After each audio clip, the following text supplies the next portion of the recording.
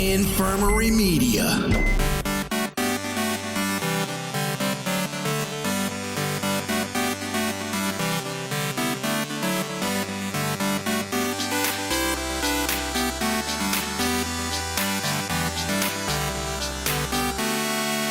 Hey dudes and dudettes, thanks for tuning into this episode of the Be Kind and Rewind podcast, a podcast chock full of topics about the 80s, 90s, and more with retro celebrity interviews and fact-filled movie commentaries. I'm your host, Carlos. Yo, what up? I'm Dylan. And this episode, we're getting patriotic as shit because today we celebrate our Independence Day by getting into a fact-filled movie commentary for the 1996 Will Smith blockbuster Independence Day. So essentially, we're releasing this episode on the 4th of July. Today will be the Thursday that is coming out. Yeah. Hopefully everyone's out there shooting some fireworks, eating some hot dogs, almost blowing their friend's face off with a some sort of firework, or almost blowing their hand off with a black cat. But either way, celebrating America's independence. Right, Dylan? Oh, that's right, man. I remember still vividly mid-90s when this came out. It was gigantic that summer. Gigantic. I mean, the tagline they had is like, the aliens are coming, and their goal is to invade and destroy Earth. Fighting superior technology, mankind's best weapon is the will to survive. And so like we were saying, Independence Day was released July 2nd, 1996, and it had a huge marketing campaign. It was kind of like Batman back in 89. Like, you saw it everywhere. It was like merchandise, commercials, the corporate tie-ins with, like, you know, you saw Tide at Independence Day or something like that. It was weird. And then, of course, they're all touting Will Smith as, like, the next big superstar, because he wasn't a big superstar yet. He was just in Bad Boys, and The Fresh Prince had just ended that same, like, 2 months before the movie came out. Oh, dude, yeah. So he was ready. He was primed and ready to become a huge blockbuster star. The movie itself was directed by Roland Emmerich, who we all now know as like the disaster director. He all the disaster movies. That's all he does. He did Godzilla, The Day After Tomorrow, 2012. I just saw a trailer for Midway. Have you seen that? It's like a Pearl Harbor, but it's like the other battle that went on. Oh no, I have not. I will look that trailer up tonight. I love war movies.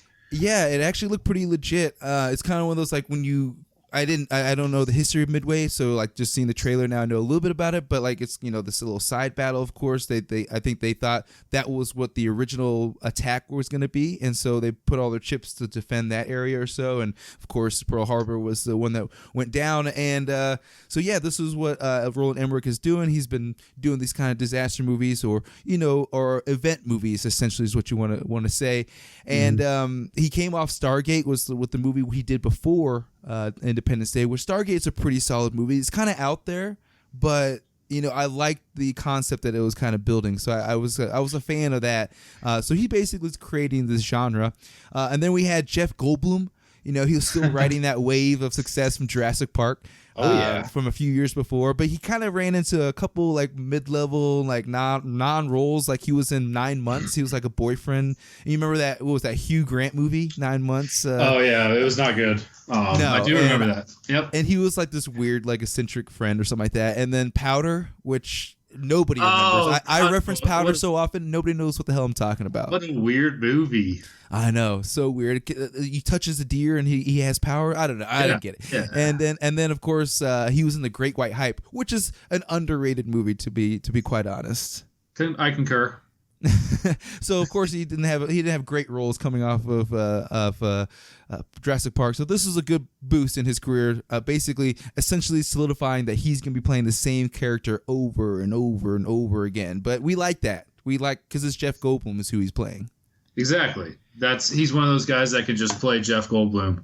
Yeah, exactly. That's all. Like, all right. He's just there. Yeah, he's just there. So he found that pocket and he stayed with it. The last one we had Bill Pullman. He was coming off of Casper. Being the dad in Casper in '95. He's also While You Were Sleeping. I think that was a Sandra Bullock movie. It was a romance comedy or something like that. And then Wyatt Earp. So he had like a good variation of some roles coming into this one to play the president, William James Whitmore. I used to always get him and Bill Paxton mixed up just by name. Ditto. I did too, yeah. It's just one of those, is it who is it? And rest in peace, Bill Paxton, man. Yeah, Bill Paxton, good guy for sure. So the movie had a $75 million budget, which is actually pretty low considering, what the budgets now. They're all like 150, 200, $300 million for just the budget. It's crazy. But end up making like $817 million. So of course it catapulted Will Smith to superstardom. The movie received, fairly to positive reviews on Rotten Tomatoes, 64%. One review stated the plot is thin and so is the character development, but as a thrilling spectacle. Oh man, I mean, it says, but as a thrilling spectacle-filled summer movie, Independence Day delivers. Well, yeah, it's a movie that you can't go into it thinking everything is scientific fact. Just like Armageddon. People hate on Armageddon.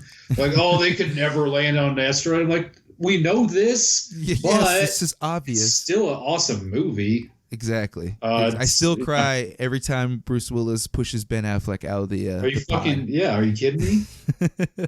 So yeah, no, you gotta turn off some things when watching these type of movies. So that's exactly what we're about to do. We're gonna turn our brains off and we're gonna enjoy some Independence Day fun for Independence Day. So if you're enjoying a nice ride to your destination or you're at your destination killing time away from your family and friends or something like that, this is a perfect time to find out some cool things about Independence Day, because there's a lot of cool stuff that I found out just from the IMDb trivia. So, well, here we go. We'll we are queued up at the 20th Century Fox logo, just at the top part of it where it's panning over, and then we'll start from there. So, Dylan, are you ready? I am ready. Let's do this. Let's do it in 3, 2, 1, go. All right. So 20th Century Fox, I think I had to say it every time. It's gonna be missed to not see this intro now that it's been dissolved, merged with Disney. That's very true. Yeah, it's a pretty iconic opening. Because we're so used to seeing it before Star Wars, and now we don't get that. But we do get this cool intro, which is pretty mid-90s. This definitely looks like something you could create right now on your computer if you wanted to, but this was like, pretty groundbreaking, like, oh, this intro's for real. That's true. Well, and also when I saw, how much money it did take just to make this movie, I mean, I guess how little money, that was pretty shocking. But yeah, you see stuff like that. So Roland Emmerich and Dean Devlin, the producer, they got the idea for the movie while fielding some questions about alien life during the promotion for Stargate. So a reporter asked them why the film content made like that, if they believed in aliens, and Emmerich stated that he was fascinated by the idea of an alien arrival, and then he asked a reporter what they would be like if they woke up one morning to discover 15-mile wide spaceships hovering over the largest cities. And then he turned to Devlin and said, I think we have an idea for our next movie. And then they wrote this in like 4 weeks, and they sent it out and got offers by the next day. As soon as they were done, they got the offers for the next day, and by Monday they were in pre-production for this movie. Wow, that's incredible, actually. Yeah, 4 weeks, like less than a month, and they're making a movie. I mean, that doesn't happen anymore. No, like it has to go through like development hell it's a thing for a reason. It's like there's so many checks and balances when it comes to just greenlighting a movie, but to have something greenlit so quickly, they knew this was going to be a hit from the start. That's true, because it is a badass movie. It is. I mean, just seeing the ship, cast that shadow over the moon, we're always like, "Holy shit!" And you see this, the mothership with those 15-mile wide ships underneath it. Like, look at all those are about to unleash on Earth. Jeez. And we get now we're in New Mexico. Yep. New Mexico, we get the famous "Everybody Wants to Rule the World." It was supposed to be Everybody Rules the World by Tears for Fears, but we get REM's It's the End of the World. Which, remember in Tommy Boy, the famous classic. Everybody only knows the chorus. Like he's it's so fast you don't know what he's saying. Exactly, he was out of control. And that was classic '90s music as well. Nirvana, Alice in Chains, like bands like that. You had no idea what half the lyrics were, but you could mumble with them. Yep. And dude, I just actually saw too that Independence Day was the highest grossing film in '96, It beat Twister, Mission Impossible, Hunchback of Notre Dame, and it earned $104 million in its open week.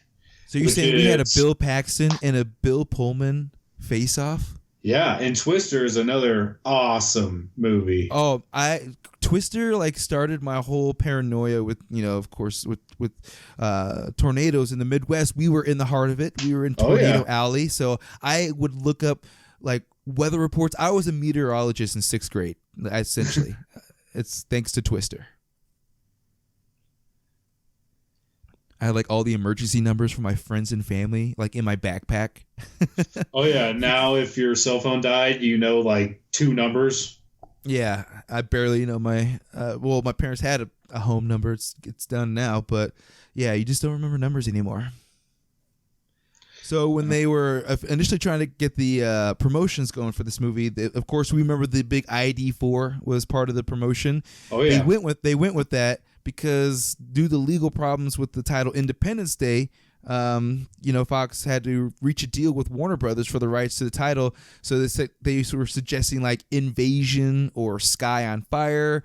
So luckily they were able to work something out. So ID4 was initially just kind of a placement or like a placeholder until they were getting this legal battle taken care of. Oh, okay.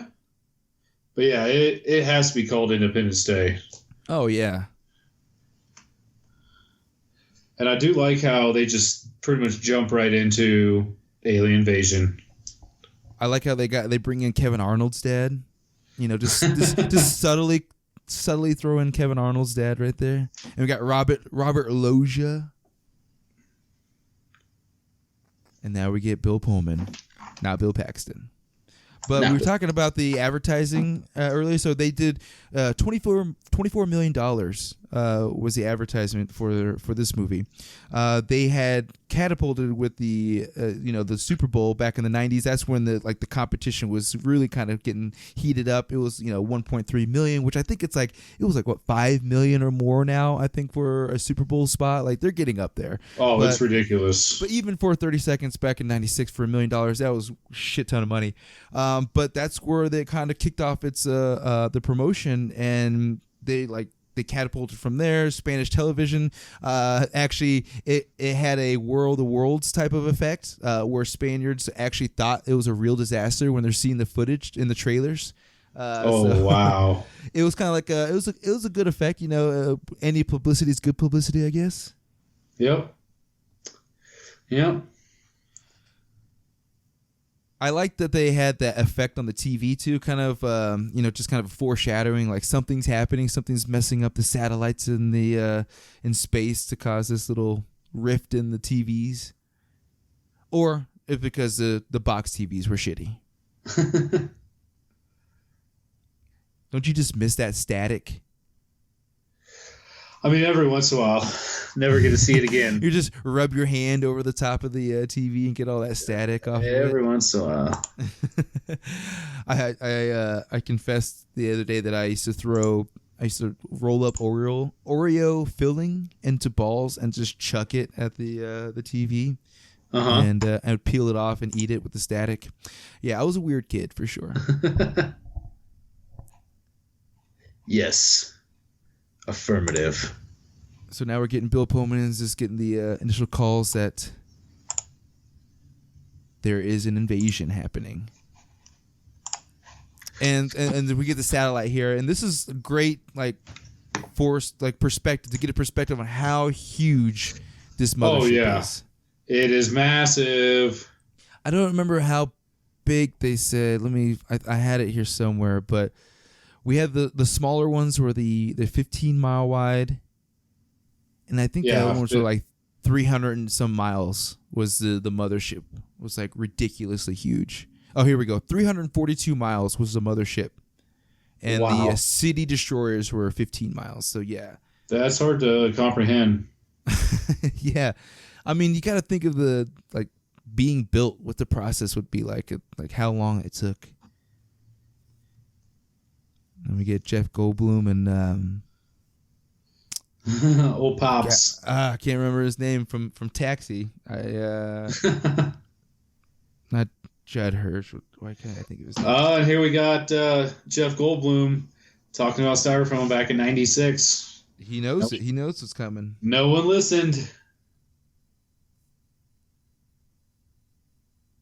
I can't think of his name, and it's driving me insane. Judd Hirsch, that's who it is. I said it earlier. Yeah.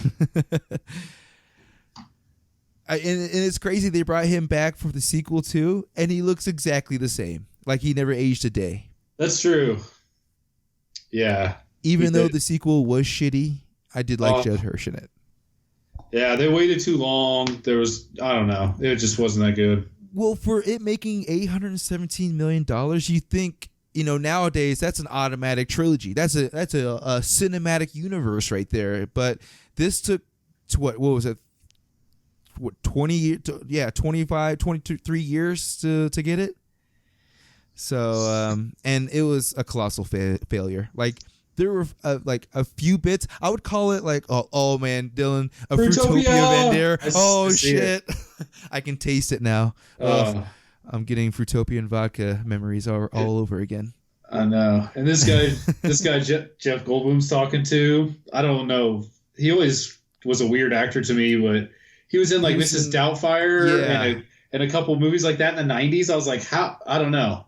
How did he become an actor? He just had like this big character act, yeah. I guess Harvey Fierstein is his name, Harvey Fierstein, and yeah, you're right. He kind of played this kind of same flamboyant character in the mid '90s. I'm trying to think what else he was in. Let me see.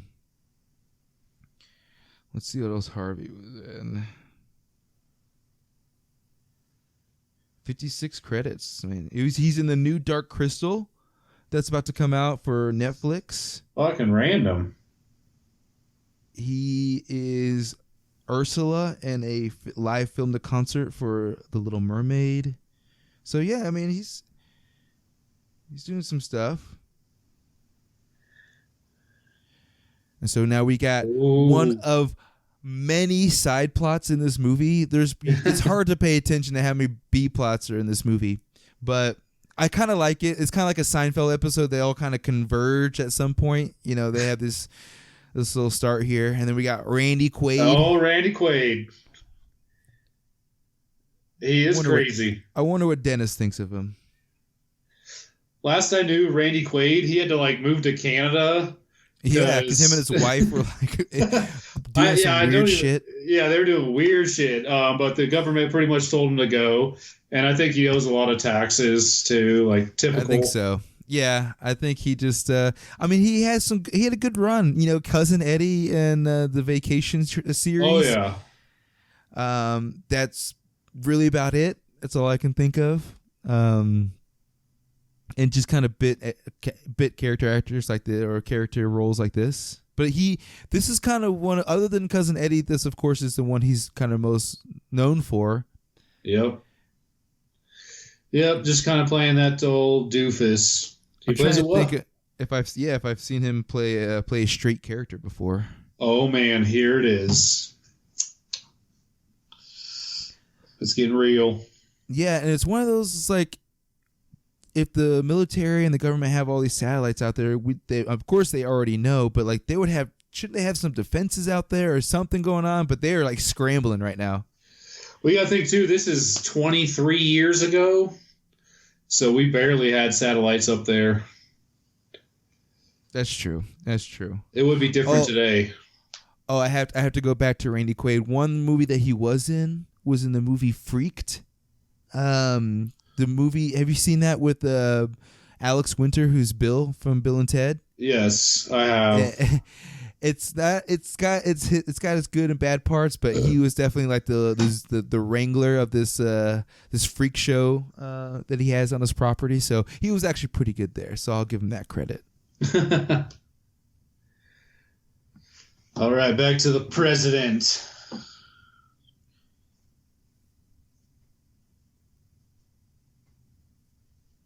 DEFCON 3. So, of course, strategizing here on how they want to handle this for the public, and I mean, when you see that many ships coming, people are just gonna shit their pants. They shouldn't even be like talking this like in this much code. They just be like, people are gonna fucking shit themselves. Let's get to the bunkers. Let's get out because shit is about to get real. Yeah, like, if this was a true invasion, like, yeah, this shit would be going cray cray. They would not be this calm. Because in realistically, our military, they have nothing against whatever alien invasion is going to come. More than likely, they're going to be way more advanced technologically than we are. And supposedly, those White House interiors were originally built for the American President movie a year before that. And then they also used it for Nixon and Mars Attacks. Oh, nice. Some Mars Attacks. Underrated, not underrated, but I just could not believe how many actors they had in that movie. Yeah. This better be good. Yeah, it's an alien spaceship, man.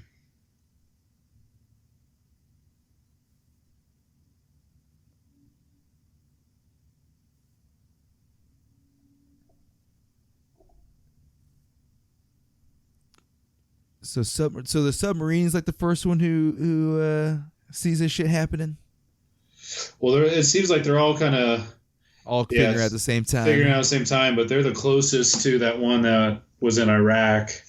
Oh, that's true. Let's see what Mr. Arnold has to say.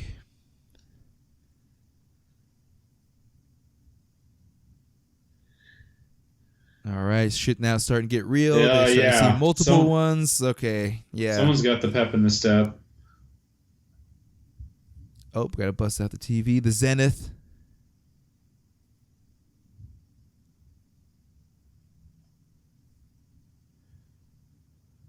All right. It's about to happen.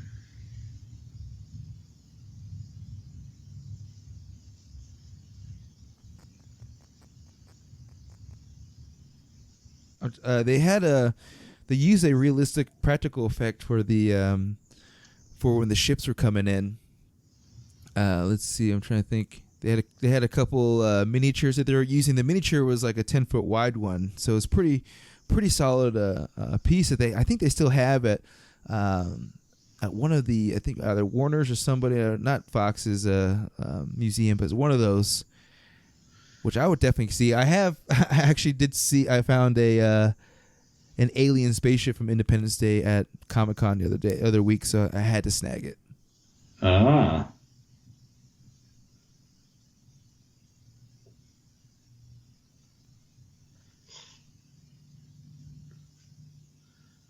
So now, so they're sending in, some probes essentially. So what kind of plane is this? This is just an Intel, yes. Boeing or whatever. Damn. That's quite the sight to be out of the clouds and into a giant ball of fire. Yeah, at least it's quick. I mean, that's a pretty solid shield for the alien spaceship if that's the way they approach. Yeah. I agree.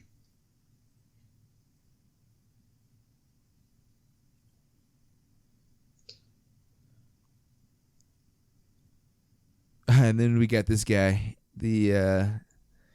Basically, I don't think he's played in any role that he's not in a suit. That's true. He does kind of seem like either the doctor or the professor, or the advisor. Exactly. And Robert Loggia always just scowling in the back.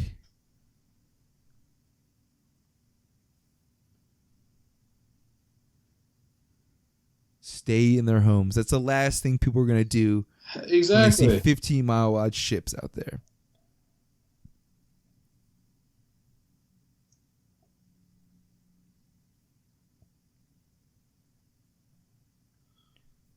But so according to the producer, Dean Devlin, the military agreed to support the film by allowing the crew to film at military bases and consulting the actors who have military roles. But after learning of Area 51 references in the script, they withdrew their support. Which, I mean, why? I mean, everybody knows it exists. We don't know what's actually in there, but we know it exists. So why, make a fuss? It is. It's dumb. If my calculations are right, it's going to be gone. It's like, are you fucking watching this?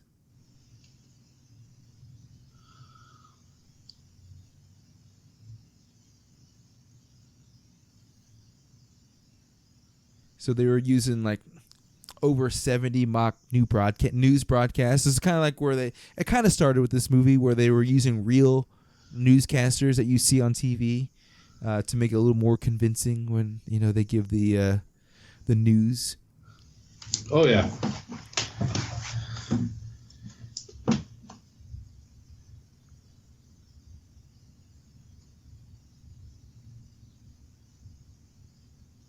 Bomb shelter.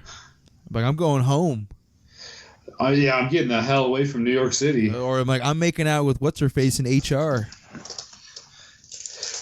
When you gotta, at that point, assume they're probably coming for big cities, so get out of the city. Well, that's the thing. Is like, yeah, they target the main cities, and they when they blast everything, they have their little fireball radius. But like, does it go? How far out does it go? Because you're right. If you're in a major city, you're fucked. But if you're in a small town, Kansas, you might be okay for a little while, for a little bit longer than everybody else. A little more time to prepare. These guys, the 90s adult bullies. Oh man.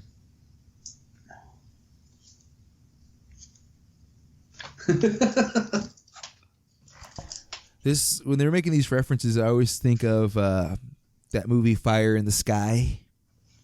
You remember that one? I don't know if it was like an HBO original or something like that. I don't know if it came out in theaters, but man, that movie freaked me out because I remember seeing the alien probe scene where they're like, they actually cut them open, do all this weird shit. Damn. So every time people talk about alien probes, I always think of the Fire in the Sky. That is a pretty good movie for abductions. Oh yeah. I don't know. Maybe rule's not so safe. It's going over their little Arizona town, or is it's on its way? Oh, okay, there it is. Yeah, I think that's the one heading to L.A. It's taking a longer route. Yep. There it is. Yeah, so the smoky effect of the spaceships as they move into New York and L.A. was created by double exposure of the film. So the effect comes from recording water in a tank turning murky after a cold or a clod of dirt was dropped into it. So, Will Smith and Vivica Fox. Vivica. She was more famous than he was at this time. Uh-huh.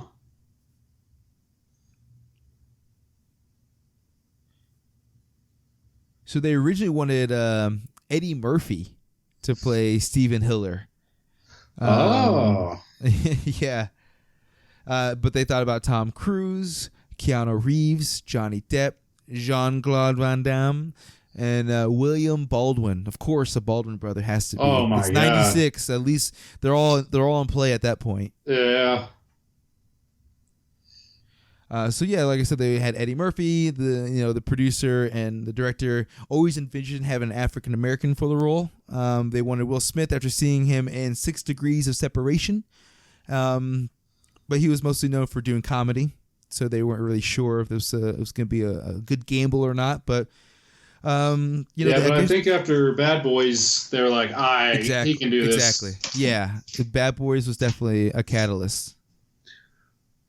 Another great 90s movie.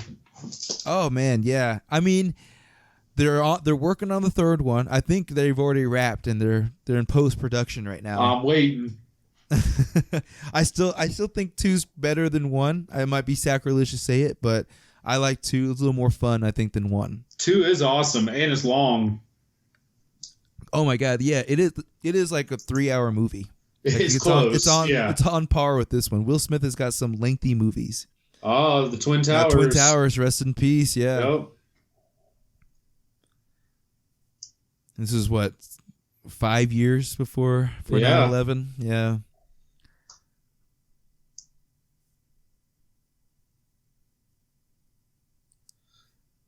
It's such a surreal thing to think about. When they're making these movies just a couple years before, and they have all these ominous like similarities or just kind of things that remind you of it. I always liked that scene. The cop was so shocked.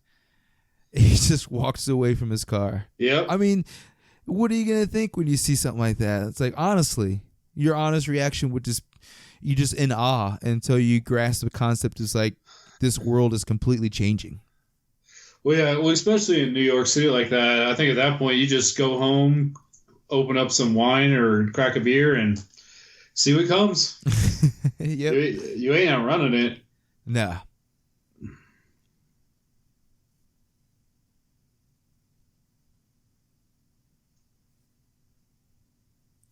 Yeah, the White House has got all that security around the fences, but they're pretty fucked if they get something over the top like that.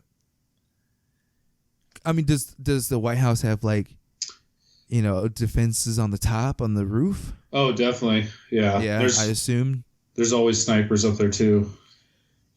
But yeah, they got certain rockets and missiles and stuff. They definitely do. I think it's heavily equipped. So yeah, like we were talking about Will Smith. He was in Fresh Prince, which had just ended. I actually love Fresh Prince. It was one of those. Oh yeah, dude.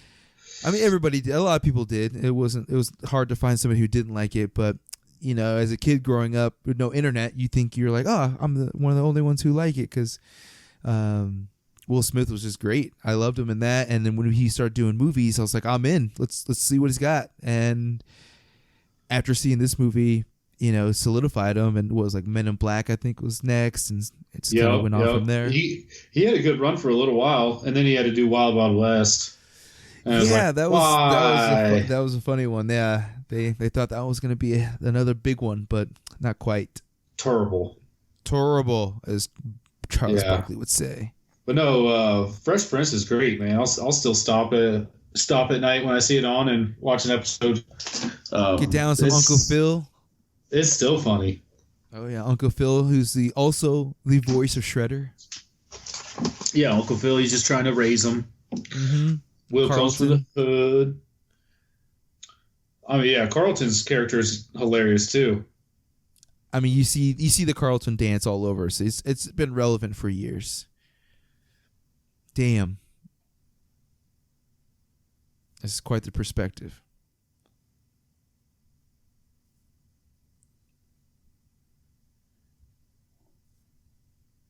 The little kid was Ross Bagley, who plays Dylan.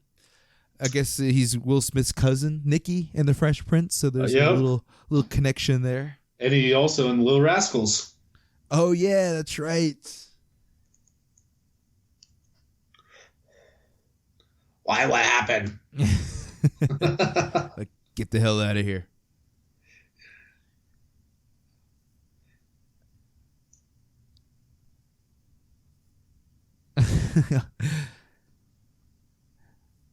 His little prance. Oh, that Fruitopia. I'd be emptying that Fruitopia for sure. Yeah.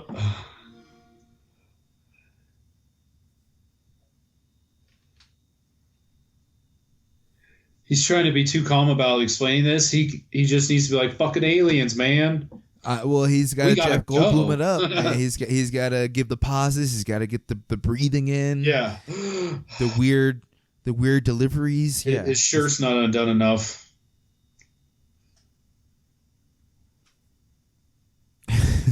Oh my God.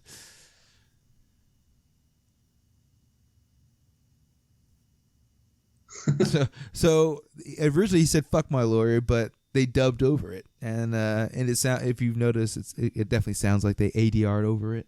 Uh-huh.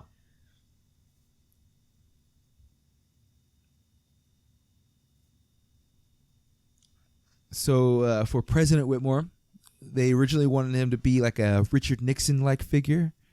It was originally written for Kevin Spacey. So rest in peace, his career. Yeah, because he is an awesome president. Yeah, I guess he was the producer's friend from high school, so that's their connection there. But an executive at Fox refused to cast Spacey, insisting he didn't have the potential to be a big star, which, at the time was probably not a great decision on that executive's part. But in hindsight now, good decision. Yeah. But the part was rewritten for Bill Pullman. So when he was recasting it, and but of course, ironically, they say that Spacey would become much bigger star than Pullman, until of course the sexual harassment and all that good stuff going on. Mm-hmm. In an orderly fashion, yeah. Cars piled up on each other. People. That's exactly what would happen. I would get on a bike. Yep. Jeff Goldblum knows what's up. Get on that bike. Get moving. Get veering in between people. You could kick a few people while you're pedaling. You just got to put like spikes at the front. That's all I would do. Mad Max style.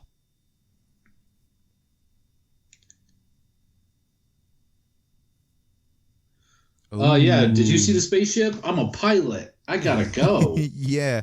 Like that thing, I gotta be there.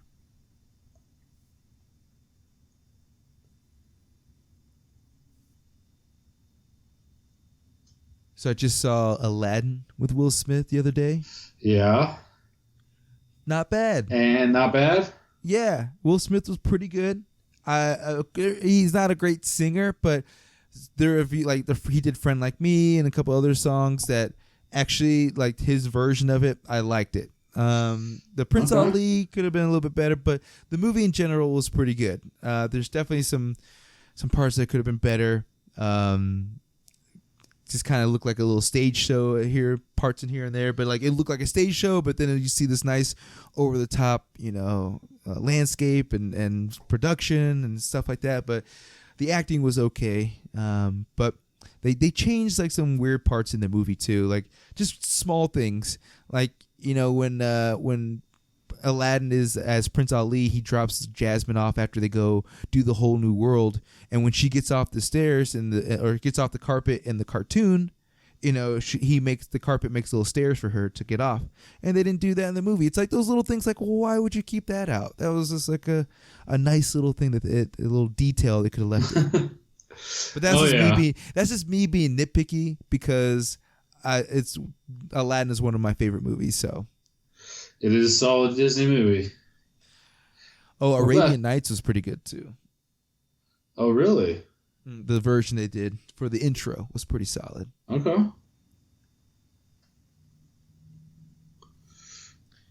So I was wrong earlier. The model spacecraft that they used for these was 65 feet wide. Oh, okay. Yeah, that's huge in itself. That's the model. Whoa, Judd Hirsch coming with the heat. Yep. I mean, he's like, these people are fucking raiding houses. I ain't gonna let that happen.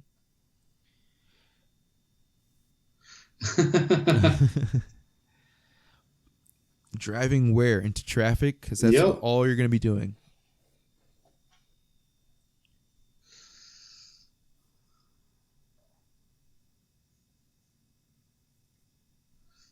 I did like their relationship too, and this little playful relationship, because they kind of they play a little loose. So you think, being these political figures, that they kind of maybe be a little stuck up or uptight, but they're just like a regular couple. They just happen to be the president and the first lady. That's true. Yeah, I agree. Because the 90s. It was always one way or the other. It's always like the husband was a good one and the wife was like the bitch, or the wife was the good one and the husband was this dumbass, asshole.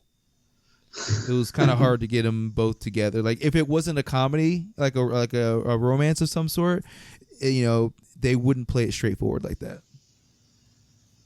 I gotcha. They're going fast. We're in the fast lane. This was me today with Sarah. I was like, people are passing us. You need to get out of this lane. Let's just get there. Yep. Sometimes you gotta tell people. Just gotta get there. So most of the scenes that we're gonna see with Judd Hirsch and Jeff Goldblum are probably mostly improvised, because they gave them no lines for their scenes. They're just like, just go with it.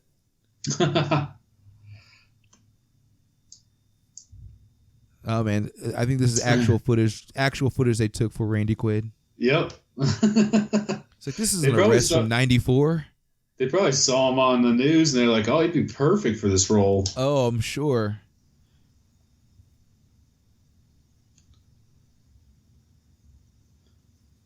These guys abused him. Oh, sexually. That's mean. The guy with the knot. Mm-hmm. It's like, you dicks.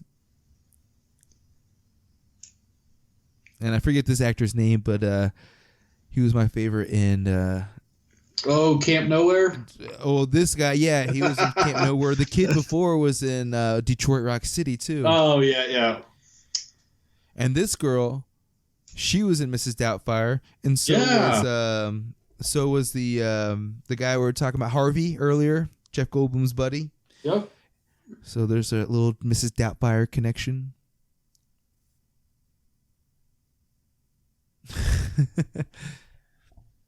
It's kind of hard to imagine that Miguel is his son, but I guess they make it work.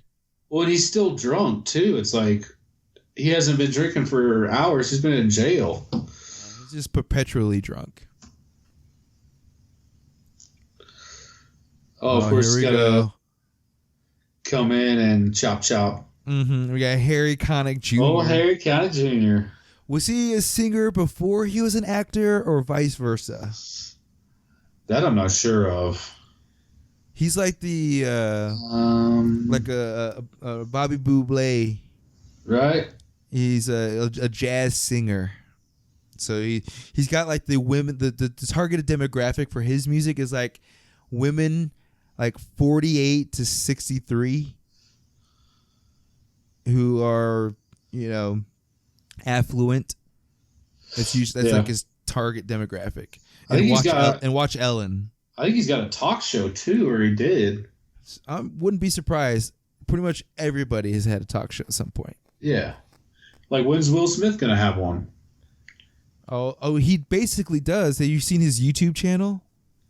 I have not. He's had a YouTube channel for the last, 2 years or so now. And it's all right. I mean, it's kind of hard because there are videos of him where he does, kind of heartfelt or, kind of more candid, kind of takes you behind the scenes and tells you some stories. But then a lot of it is him, being Will Smith and just kind of, being on for the camera and doing, these crazy stunts. Basically he got, for some charity, he did, a bungee he bungeed off of a helicopter over the Grand Canyon. Yeah. And now when you really think about it, isn't that insane that she went to strip when there's aliens there? That's true. Where's your son? They veered through traffic. These ladies veered through traffic. People, loitering and killing each other. And they're like, I got to go take my clothes off. Oh, and I remember her. She was, I think it was Alex from Saved by the Bell, the college years. I hated her. Let me see. I gotta see. Yeah, I never did like her. No, she was the annoying one. She was. Kirsten Warren. She played Alex. Yeah, and I'm trying to think what character they're trying to trying to make her like the Jessie Spano, the new Jessie Spano. Oh yeah, yeah, because she don't even know what happened to her. Well, for her being the fanatic that she turns out to be, I wouldn't be going to strip. I'd be going to the top of that building immediately. When she ends up getting capped on. Oh, small discs. Right. When that made your technology look 10 times better.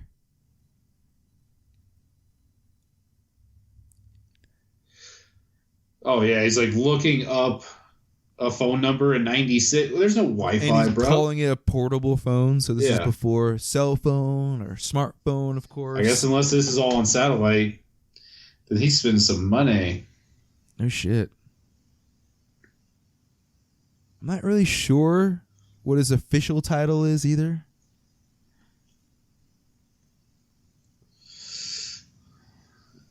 Yeah, I can use her signal.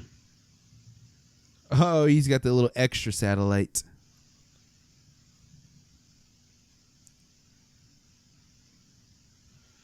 Mm-hmm.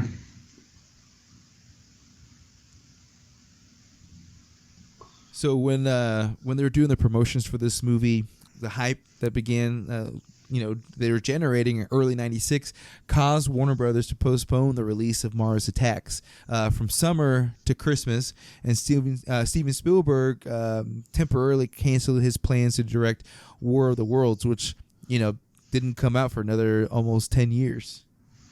Yeah, thanks to this movie. That's crazy.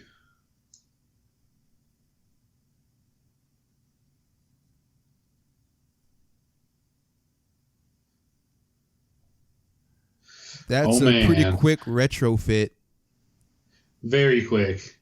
That's like in government and military. That's a 8 to 10 year contract before that's done. But I always thought that was a pretty cool helicopter. But would that throw off the weight, like having him that far out? Would that throw off like anything? But does it matter? That helicopter that they're using right there is meant to carry a lot of weight. Yeah. So yeah, those lights really wouldn't, as long as they were even. Yeah, I guess just the balances out. Judd Hirsch, I'm in the Oval Office. I'd be taking some shit. Yeah, that is pretty random. Take a pen, maybe take the phone off the cord. Definitely taking a pen.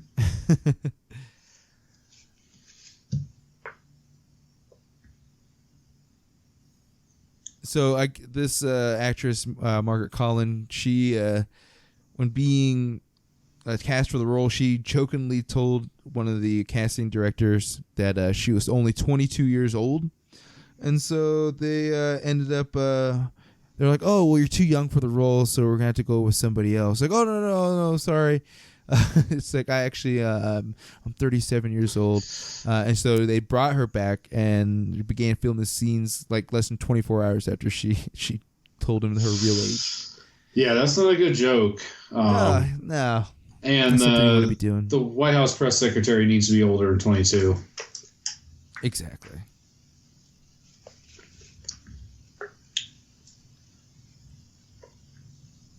Yeah, they're walking up to the president and be like, hey, sir.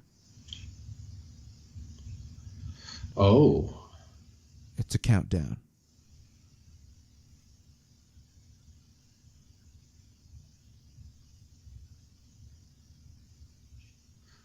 Bill Pullman should be like pretty into this because it's like his answers to all this shit that's going right? down. He's like annoyed with it. He's like, all right, fine.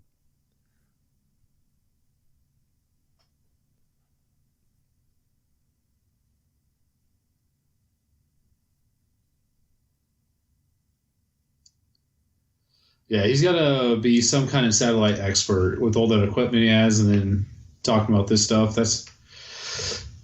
But yeah, like I said, don't know his title. Well, I guess this scene was initially cut from the theatrical version to avoid. I guess it's to avoid any controversy. So it wasn't until later that they realized they needed to bring it back because people will be a little confused as to why, like you said, the satellites are getting all this interference. It's like, why would they even take it out in the first place? To save time, I guess, but it takes away from the story.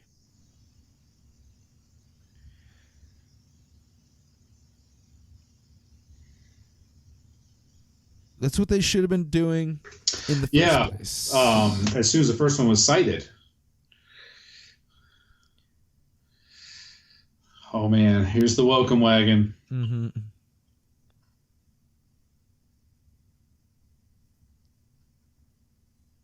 Something's happening.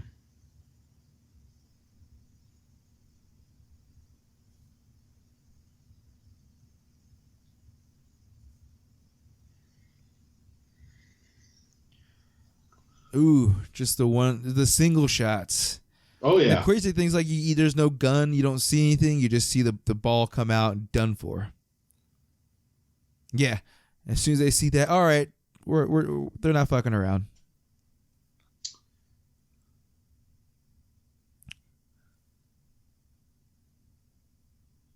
Very nice. Very nice. I guess they wanted Matthew Broderick to play the role of David Levinson, Jeff Goldblum's character. But he had to turn it down for scheduling conflicts. But since Roland Emmerich did direct Godzilla, he brought him back for that one. Yeah.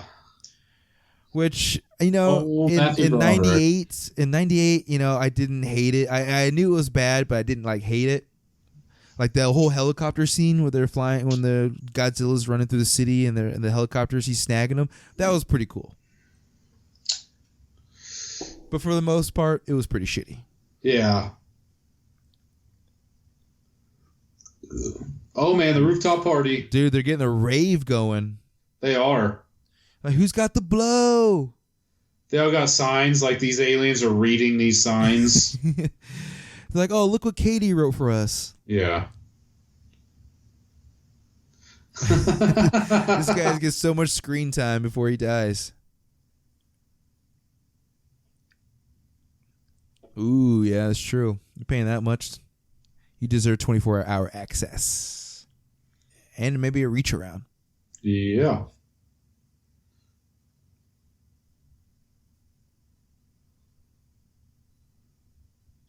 Oh, Alex, you know what's coming. No. And I really don't know why these police and the helicopters are worried about what these people are doing in this building. No shit. If I were that pilot, I'd be like, I quit my job and I'm flying the fuck out of here. I'd be so far away from this. Yeah. Oh, that's what she said. Solid. It's pretty mesmerizing. It's like the blooming of a flower and then a penis coming through it. Yeah, I guess if you're gonna go, this wouldn't be a bad way to go. No, instant.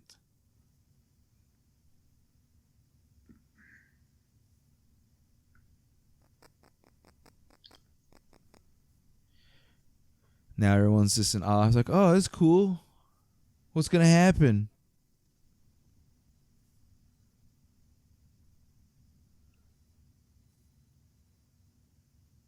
So this White House right here is built at a 1/12 scale. So this was the 10 feet by 5 feet scale model that they are about to blow up, and they had to do it in one shot.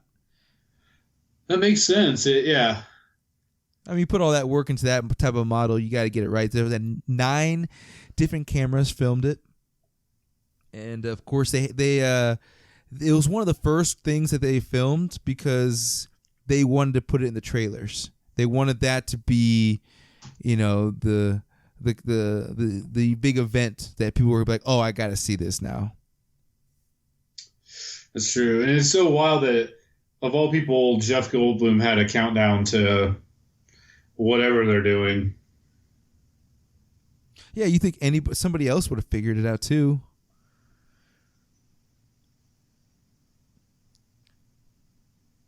Yeah. Not only the force to just drive through the building, but this fireball that it creates, it's like, that is insane. And I love that because this guy was one of the producers. They're just like, let's blow him up. Let's put him in the movie. But going back to the fireball, it's like in most alien movies, like they release all their little spaceships like immediately, and you just see all that happening. But this was pretty awesome. Like they're just gonna blow up these huge buildings that will create this fireball that's gonna take everybody else in this like 15-20 mile radius. It's just and when they pan out and you see the fireball just spreading, which is nuts. Yeah.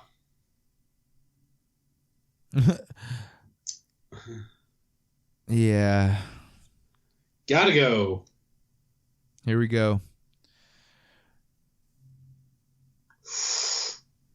Damn. Yeah, and like I said, they filmed it early, got it in the trailer. That was definitely the goal, to get people intrigued to see this. But when they watched the movie, they premiered it at the White House. And so Roland Emmerich, the director, was he admitted during the movie's premiere there, they gave him a seat next to President Bill Clinton, and fearing Clinton's reaction to the he sat next to Bill Pullman, fearing Bill Clinton's reaction. But I guess they liked it. They all enjoyed it. He got a good handshake, a good laugh from Bill Clinton when they blew up the White House. Yeah, you gotta go.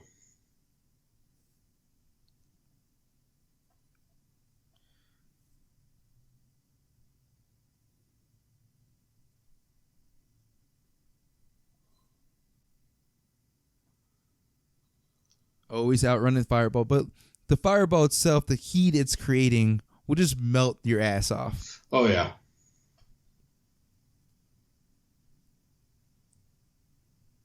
Yeah, seeing this is happening, like, just kept spreading. Like, damn, that's almost as nightmare-inducing as watching Terminator 2 when the nukes are going off. Oh yeah. But yeah, I remember seeing this in the theater a couple times. It's a movie to see in the theaters. Yeah, it was definitely an event film that, especially because it was, they had the promotions going in for it, but they also it was on, July 4th weekend. So it was like, because before this movie, actually, this is also created a summer blockbuster, because before this, they would always release them, earlier, just random parts of the year. But this, when they finally started, like, okay, we can release something in summertime, because summertime was kind of like the barren place for movies, because they didn't think kids were going to go see these movies. But thanks to this one, they're like, okay, we're all of our blockbusters now are going to be in the summer. Oh, of course, you got to get the dog in there. Yeah, that dog is done for. And that flame, it's coming inside too. Yeah. That's how fire works. Jada Pinkett was supposed to play the role of Jasmine Dubrow, but because of scheduling, she was on The Nutty Professor. Man, and then her and Will ended up getting married. Mm-hmm. That's crazy.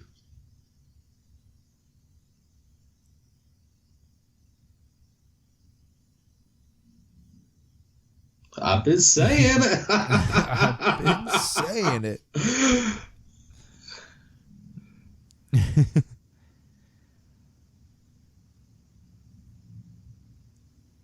It's an RV. You got a bathroom. Yeah, it's like, go puke in the bathroom. Yeah.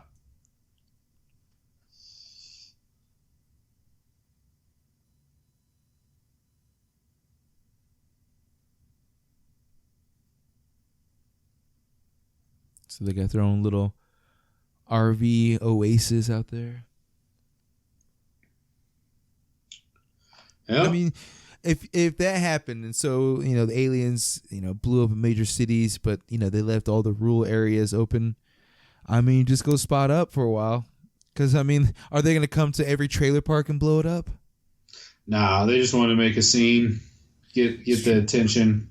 It's true. That's the like thing. Yeah, you really just got to wait it out to see if there's any kind of solution. And I like that they've, like, I mean, we're almost an hour into this movie, and we barely got any Will. We've got just a couple of scenes with Will Smith. We've really focused on the Bill Pullman and his, and his wife, and then I think his assistant. I don't know her role. I think she's the assistant of some sort, or is she the secretary or something like that? Press secretary.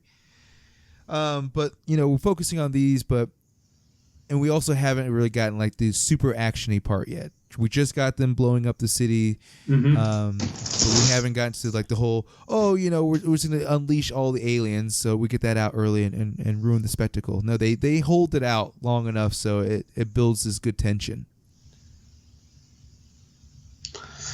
Oh man, she survived. Survived an entire tunnel collapsing.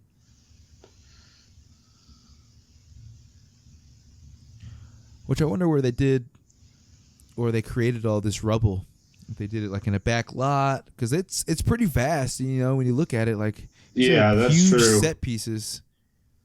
Just to be on fire. Yeah.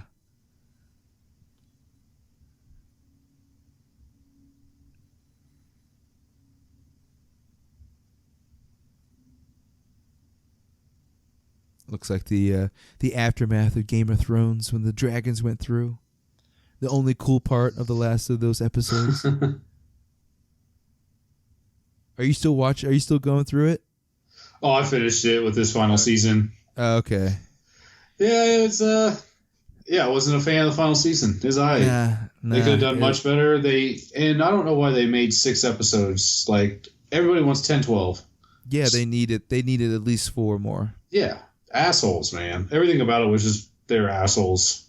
Mm-hmm. Well, the writer director guys are already tapped to do the next Star Wars, so they were ready to get off. And get going on that. Yep, I think that is true. They're ready for so many. Let's kick the tires, light the fires.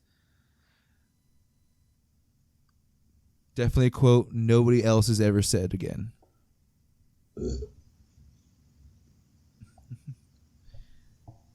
Oh, man. Getting a little taste of that jazz.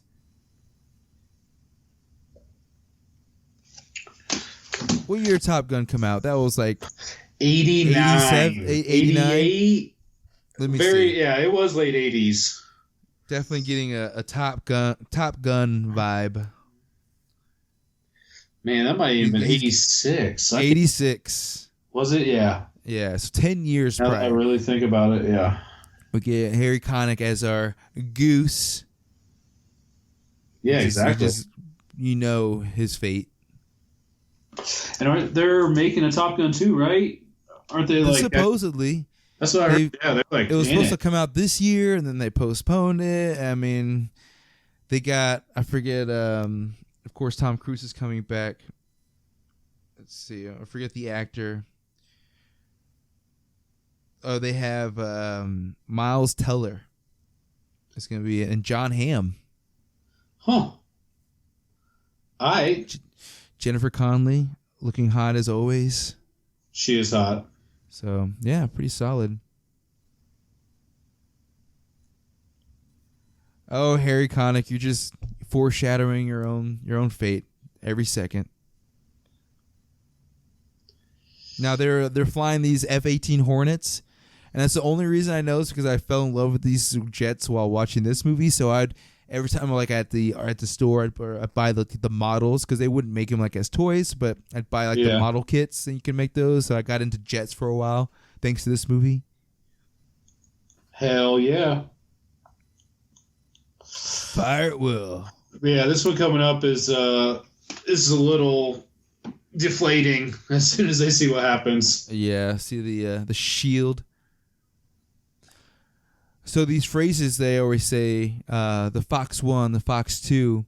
I didn't know, but now after reading, it says Fox 1 means a semi-active radar-guided missile, an AIM-7 Sparrow. A Fox 2 is an infrared-guided heat-seeking missile. And then Fox 3 is an active radar-guided missile. Yeah, they're just sending everything they got at that point. Yeah, there's let's try it all. Everything but nuclear. Mm-hmm.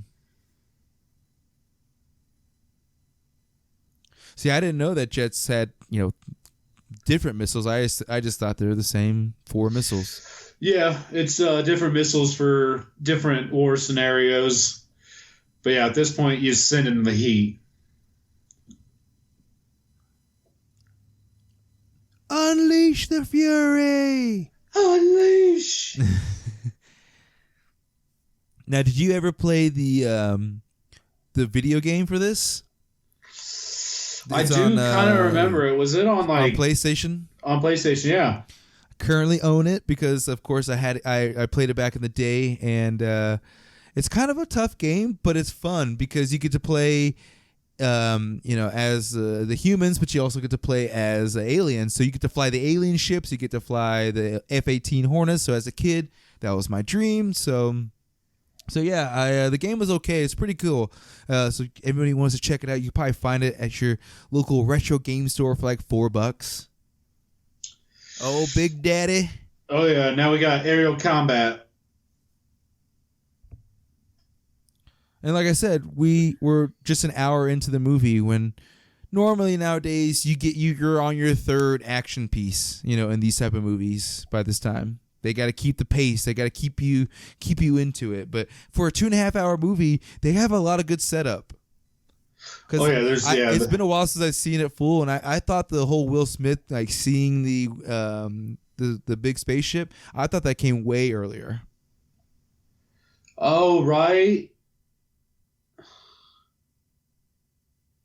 Yeah, y'all need to get the fuck out of there. Yeah.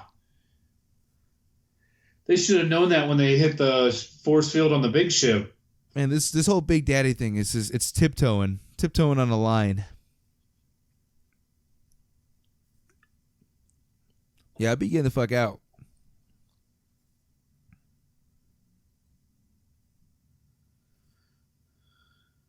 I mean, they're essentially the front line. I mean, you're going to have casualties and at this point, but I guess just trying to keep whatever you can. When you're going up against a 15-mile spaceship, you don't got much luck on your hand.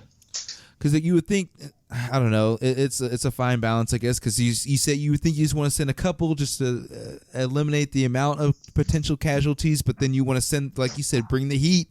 You got to get as many out there. So you got to make one decision or the other. Yeah, once you see that force field, you got to go. Oh, no, Jimmy. No, Jimmy.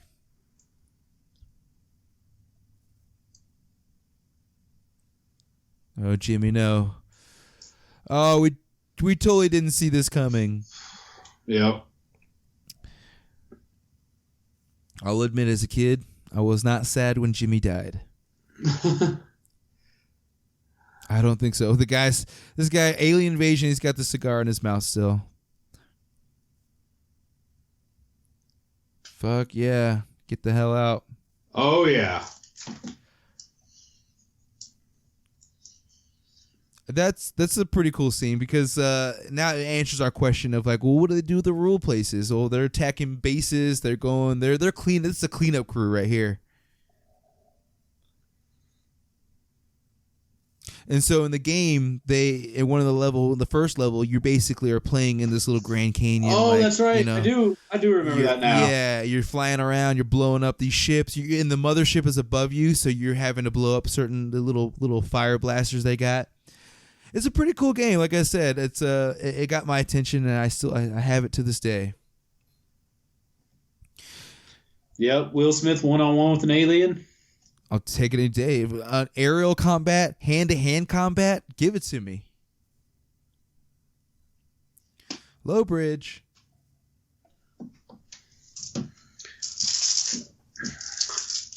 That's a good move right there. Yeah.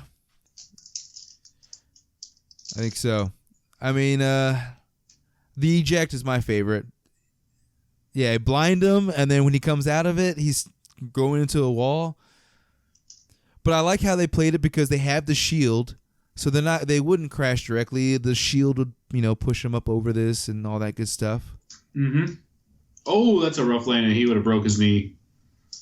Oh yeah. I bet the actor or the stuntman definitely didn't walk for 6 to 8 weeks. Yeah. Oh man, he's mad now. That's right. Oh man, I used to say that way more than I should have. That's right. That's right.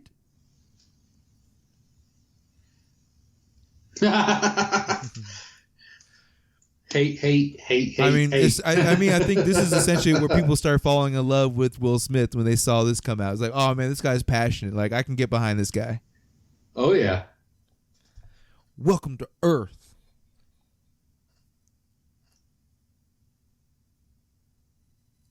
So most people would be scared to see an alien pop out of the fog, but no, not Will Smith.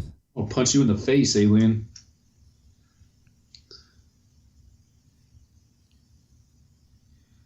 Now, it's a good quip, but we can't forget that his friend just died 30 seconds ago. Yep. So, but you got to be proud of your victory there.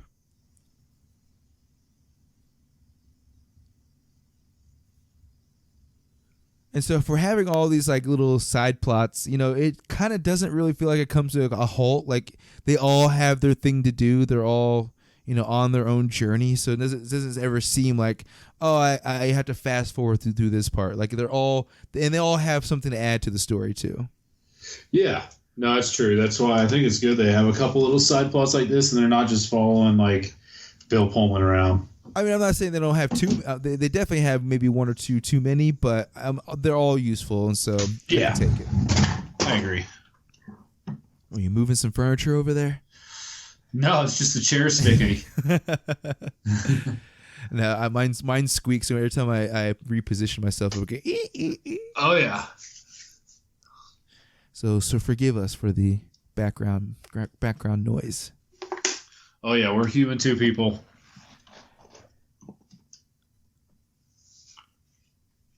He still gets airsick, eh? I sometimes do. It's just random. I think it's mostly during landing is when I get kind of like the last 2-3 minutes when you're in that descent. I just get this weird queasy feeling.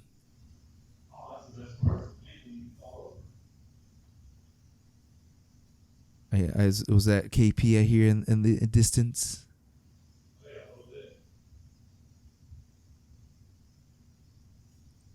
Robert Loggia. So Robert Loggia had a little bit of a episode on set.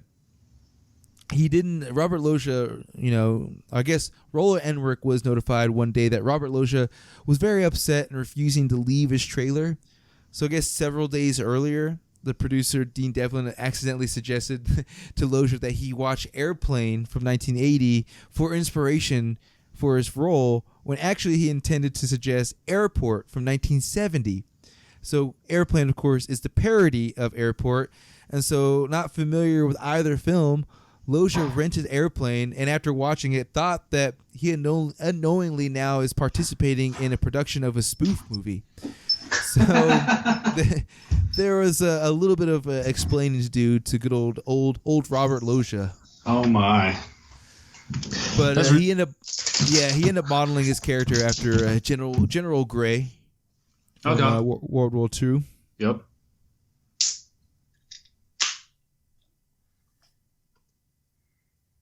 What are you sipping on tonight? I'm keeping it real, doing Coors Lights in the Rockies. Ooh, nice. In the Rockies, gotta have it. I'm doing the White Claw. That's right, ladies and gentlemen. It's a refreshing little seltzer, 5% alcohol. Oh. It's great. Hey, dude, I've been day drunk on those a couple times. That's it. They're perfect day drinks, and they're great when it's warm out. In the summertime, really I just had they really are. A super long weekend of DJing weddings back to back, so I am ready for a couple of drinks and some Independence Day. And a little Robert Loggia. I'm trying to forget what else he was in. He was another of those actors. He was mainly in the authoritative roles. Yeah, there's a couple movies that I'm trying to pinpoint, but I cannot exactly remember. Oh, that's right. He was Tom Hanks's boss in Big at the toy company. Oh, yeah. On the giant piano. Yep, that's right. Robert Loggia. Look at me. I'm putting him into this corner of being this uptight, type of role character. I forgot he did Chopsticks with Tom Hanks. Holy shit! Robert Loggia has 234 listings on his IMDb. Wow. Last thing let me double check. I'm pretty sure that he's passed as well. Yes, in 2015. Okay, R.I.P. Rest in peace, good old Loggia. Oh my God, I forgot he was in Scarface. He was. Yeah, he's good in Scarface too. Yes, man. We were doing Robert Loggia wrong. He's been in some solid stuff. Mm-hmm. I think that was what I was really trying to think of, because I watched a good majority of that the other week. It was on one of the random channels. Some Scarface, unedited, of course. And once you get into it, you're like, oh man, this movie is gangster for real. I mean, when they shoot up that club at that one point, you're like, damn, I could have been at a barbecue, right? So, why couldn't you wait for the 5th? Exactly. Give me 2 more days. So when Will Smith said that, what the hell is that smell? It was unscripted because the Great Salt Lake where he's dragging this alien through was a tiny home to tiny crustaceans called brine shrimp. So when they die, the bodies sink to the bottom of the lake, which I guess isn't very deep. They decompose, and so when the wind kicks up at just the right time, of course, it starts disturbing the mud and everything, and the smell of millions of decaying brine shrimp can be a pretty bad smell. So nobody warned Will about this. That's awesome, actually. Yeah, yeah. What do you think?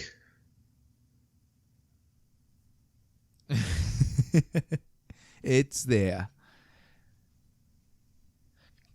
Ain't on the as a kid that didn't occur to me that he's dragging it through the empty lake beds around Area 51. That's where he's going.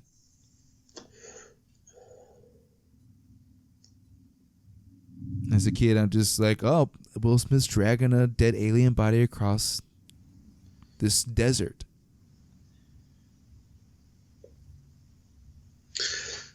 Ooh, and this is some of the first exposure to more of what Area 51 possibly could be. I think that was in a big movie like this.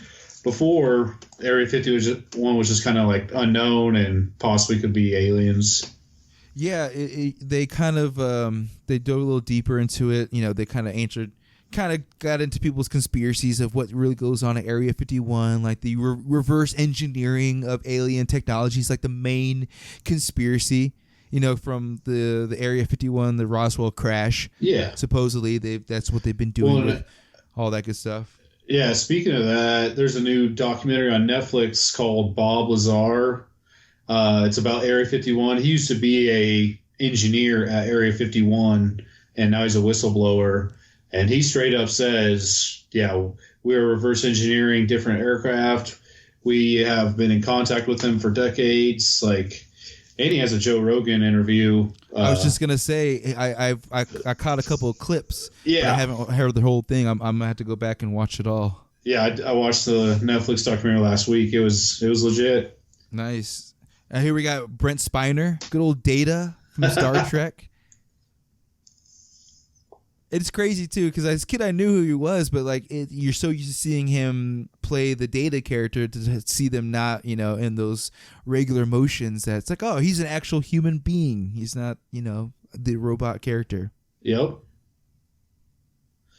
Follow me. But yeah, Area 51, it's always had that mystique to it. Like what's really going on there? They're always testing new military planes and stuff like that. But I think, of course, really it's just the technology. Reverse engineering is the big thing that I think is going on over there. Or they could be baking shit. Who knows? They don't want their recipe to get out. Oh yeah, because there's other areas that are classified that they do a lot of stuff that we don't know. This is just one of many.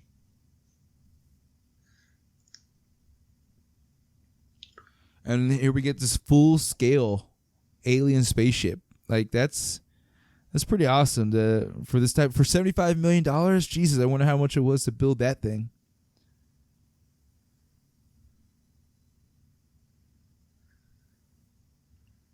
And on top of being intrigued by the F-18 Hornets in this movie, I was also intrigued by the spaceships. I always liked the way they looked, the way they maneuvered in the air. And so it wasn't until a couple of weeks ago where I finally ran into one at Comic-Con. I was like, I have to get this. I have no reason to have this, but I have to.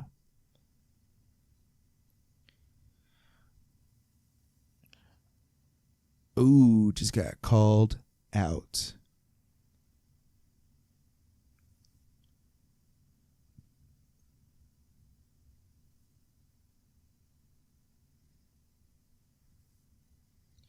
Did you ever hear any stories in from other military guys who maybe have been to Area 51 or knew people who were there? No, I had not. I think majority Air Force secures it because it is technically an Air Force base, but it's just besides that, it's a bunch of government employees. Yeah, because they have to take a bus or a plane they fly 40 in. miles or something like that, or fly them in. Yeah, they fly them in. They fly usually workers in daily. I think there's only a couple gates and hardly anybody drives on or off just because of that.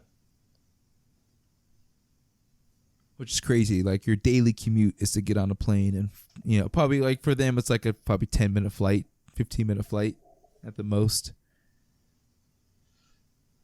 And I think so. This is what happens too. If you were to have the full access, we would probably see, alien bodies, but maybe not the same ones. Maybe like different alien bodies from like different types of species or something like that we've been obtaining throughout the years. I was hoping that's what they would have here.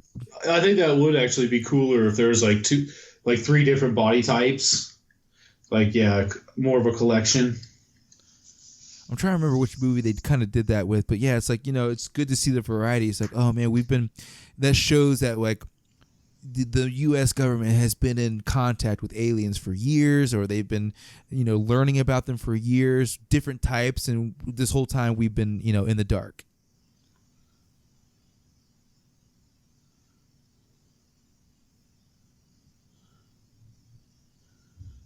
Creepy. Yeah. I mean, like we talked about if another race or a different species of aliens comes to Earth, they're already technologically more advanced than we are because, just getting here, that technology on its own is a feat. And then on top of whatever else, different, whatever the civilization may have created technology wise, who knows? But it's a scary thing to think about. You never know. You don't know what their intentions are ever. Ever. And a little fun fact, to give these aliens a slimy appearance, KY jelly was used. Ooh. Classic. And then they put it in a pool and had ladies wrestle in it afterwards. Yeah, who had a barrel of KY jelly on set?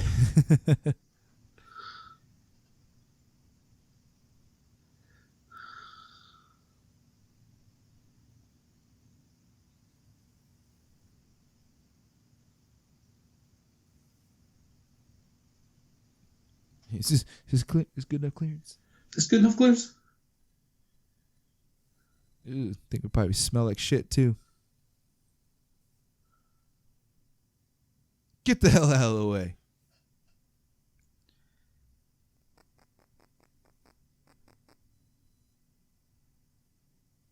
And so I liked that also the alien that was like its little exterior had this look. They had their little bodysuits as well. They had their own little armor, I guess. Yep.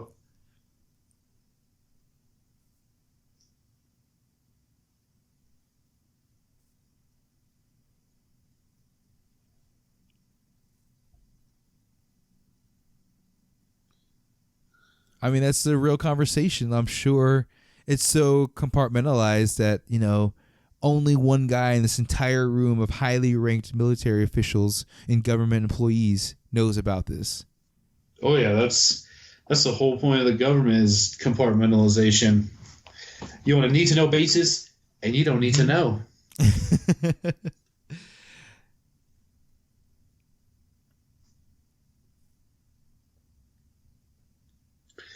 So supposedly all these little maps and stuff behind in the briefing room, in the night vision, they're actual shots of Area 51 taken from conspiracy theorists on a place called Freedom Ridge. And it used to be like the closest point to Area 51 the public could get, but the government took it back in the late 90s, so they can't do that anymore. Yeah, I remember seeing like back in the day in like Discovery Channel, they did like a little documentary. They'd always have their alien shows, and they had this guy who took the cameras out to that ridge, and yeah, and as soon as they would get to a certain point, they had two flyovers. They had a truck, two cars or trucks like rolling past them, like, and they weren't even across the line. They were like up to it, and so that's like how how the security runs out there, like. Even if you're tiptoeing up to it, they're going to come check you out.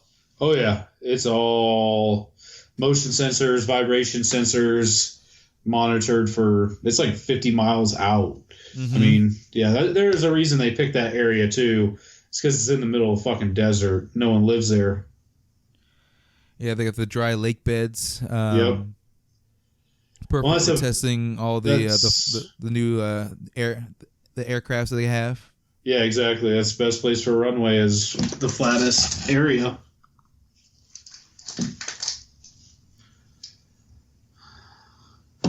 Oh man, they're just trying to get back to each other. Yeah, so she made it to. Is this the base that the? Yeah, that's the base he flew out of. Okay.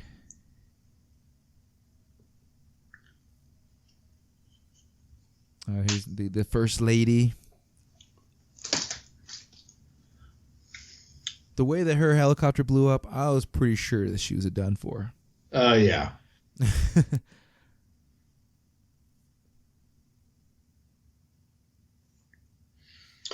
Oh man. Gotta have some small talk. Okay, so maybe it does come to a halt here. So maybe this is where we have the, if I could forward it, maybe I would. But it is good that they are, they're getting to know each other. Kind of builds that little sentiment because, one of them will meet their fate. Uh-huh. And they brought Vivica back for the second movie. Did you see that? Uh-huh. She, as all strippers do, you are working to become a doctor, and that's what she becomes. Hey, I mean, I think a third of strippers I've talked to are in medical school. That's right. Well, So, she did it. She achieved her goals, but unfortunately met her fate in the second movie. For those who have not seen it, you don't need to see it. It doesn't matter. Now, I did always like this little cutting part here. It just kind of reminds me just cutting through meat or like a little steak. Yeah. But for the production, to make something like that, it's just so cool. Looks so realistic. Kind of like the Thing. It's okay.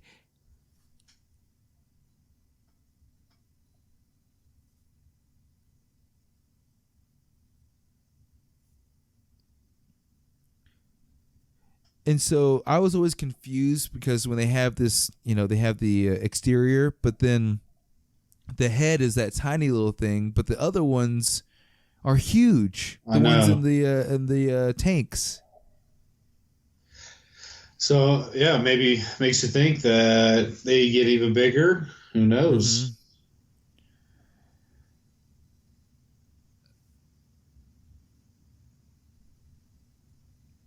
And that it's crazy that it can target him. Like, it can send out the signal that it just fucks with him and nobody else.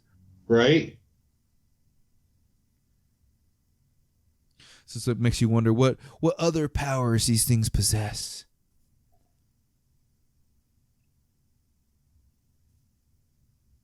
Yeah, get out of there. Mm-hmm. Is there a gun handy? That'd be great.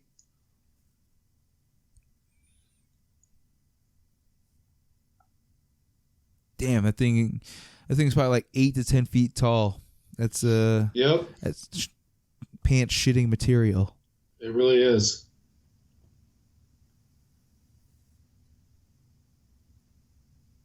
I always did like this military guy. He didn't take shit. Major Mitchell is his name.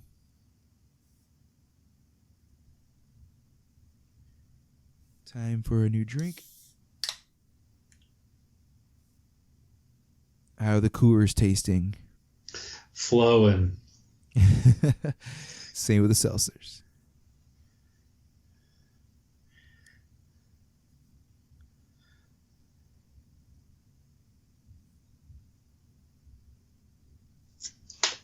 Yeah, obviously the alien is doing Alien it. has got a hold of him, so let's not do that.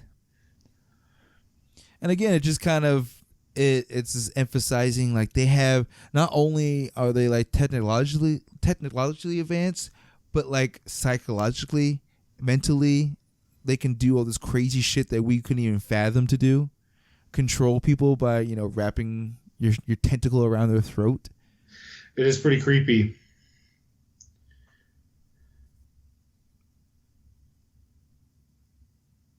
And I'm not sure if we ever got like a full breakdown on what their like actual powers are. Yeah, it's true too. It kind of leaves it up to interpretation or a little imagination. Yeah, exactly.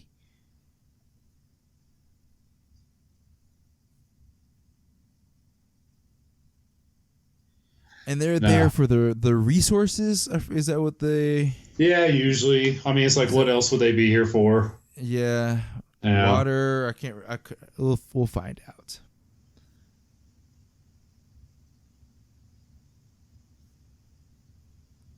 We'll find out. Oh yeah, pump that bitch full of lead.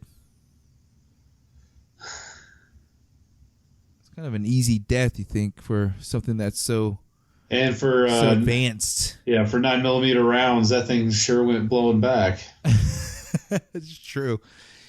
Even if you had 100 shooting that way, I don't think it's gonna happen.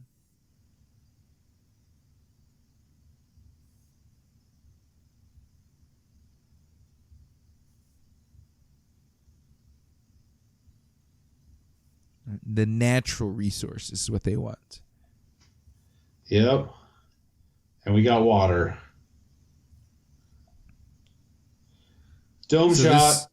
So this scene, they added this scene because in the script it was added because when they test screened, people were like, you know what, the aliens aren't suffering enough. So let's give them a couple double taps. I felt pretty good about it. Yeah. Ugh. The other nightmare of everybody is the he's worried about no ice.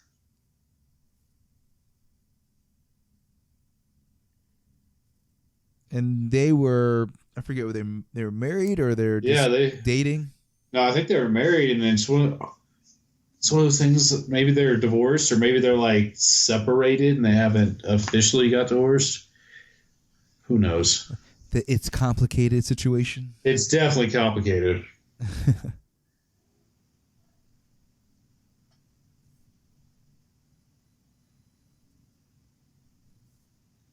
So traditionally, Roland Emmerich, usually he'll give the film crew several cast members nicknames by the ending of the film.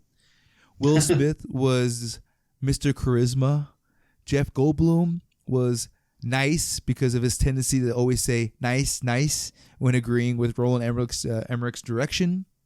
Robert Loggia was nicknamed the Turtle for obvious reasons. And then because despite his hard exterior, he was soft inside. And Julie Moran received the nickname Evil because her nickname appears in the credits at the same time the music turns ominous. So that was a little weak, but the rest of them were pretty good. Yeah, I agree. Evil.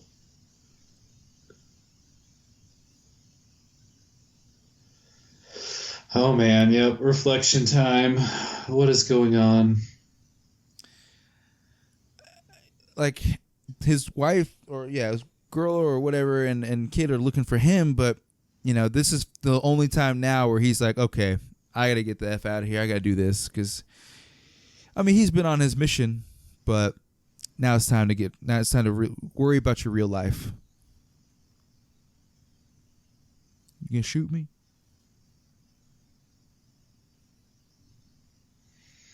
Just tell him I hit you. Ooh, got the stealth out. Ooh, yep. The B2s.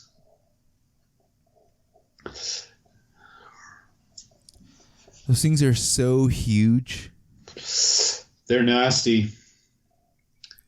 Do you know what their speeds are? How fast they can get going? They can definitely go over Mach, which is the speed of sound, 700 and some miles an hour. And they go faster than that, but their main thing is just, their stealth radar technology. They go undetectable, and they carry nuclear bombs, So about to nuke the shit out of Houston, Texas.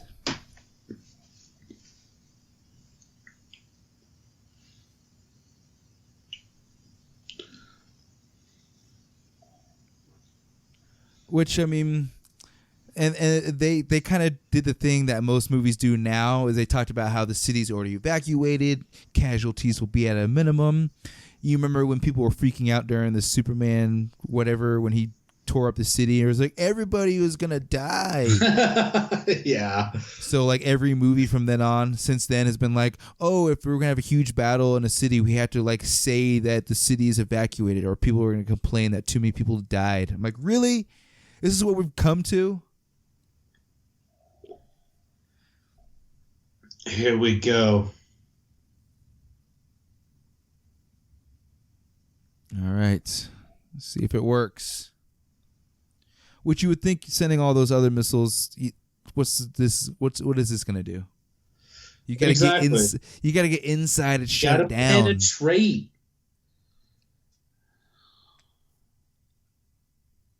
Look at the non-military guy. Look at that. Look at that. Look at that explosion. It's like, yeah, we got a hit.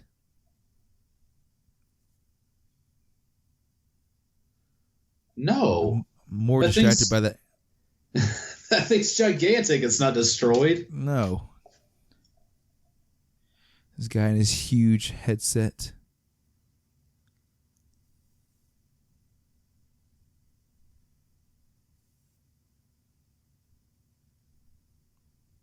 Little premature celebration, fellas. Way premature.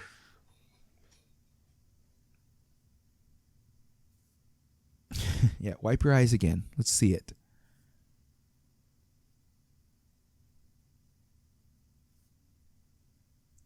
Target stands.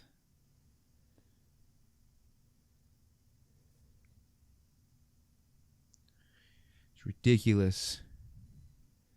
Yeah. So we just wasted a nuke, killed a bunch of people, and now we probably piss them off even more. Yep.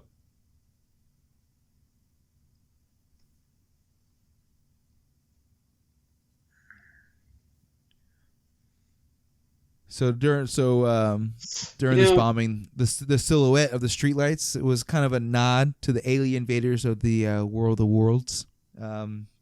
Were also wiped out by a virus. Yep, old H2Ls, eh? Yeah. That was one of those when it first came out. They would read the stories over the radio, and they read that story over the radio, and some people thought it was real and started freaking out. And that's definitely believable back in 1953. Yeah, it was good old Orson Welles. And that was the intention. Like, they didn't have this whole, like, there's no, pre-roll of you warning the people, say, this is just a bit, this is just a sketch. No, they just rolled it like it was regular news, and he was reading it like a panicked anchor, and they had their characters in there. And, yeah, it was, I can understand, like you said, people overreacting. And so Will Smith just lands exactly where she is. Yeah, I didn't get that either. He just knew where she was, or I'm assuming some signal was sent out. I wish we'd have established that. That's I can turn my brain off, but holy shit, how the hell did he find her?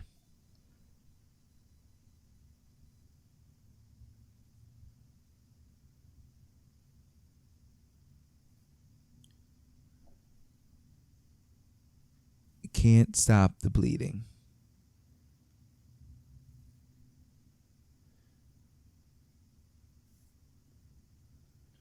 And so this actually, as a kid, I was always, definitely got sad because the little girl too.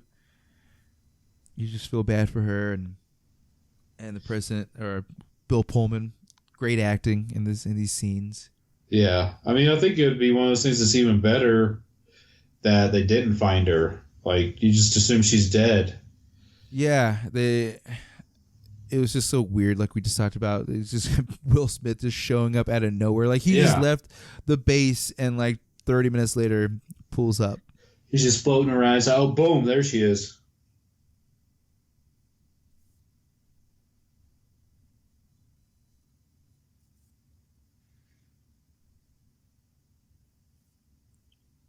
You guys got any big plans for Independence Day? Oh man, I think we're gonna grill out.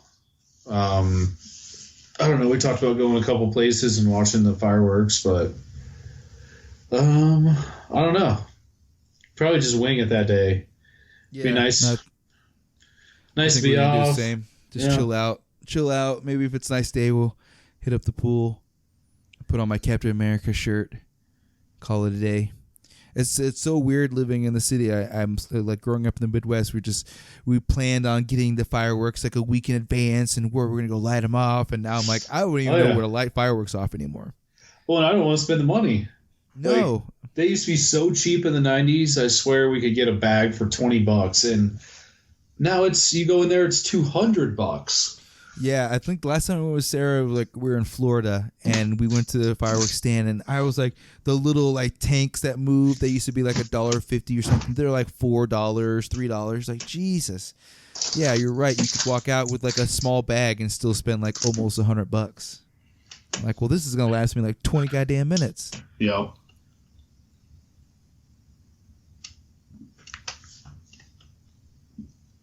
It's like, all right. Back to the aliens. Yeah, we got our sentimental. And the daughter there, forget her name. She is Mae Whitman. She was in Arrested Development. She was George Michael's girlfriend. Oh, what? Yeah. I guess I didn't make that. Yeah, she's still a little young in this, but wow, she's in some new show now. What's it called?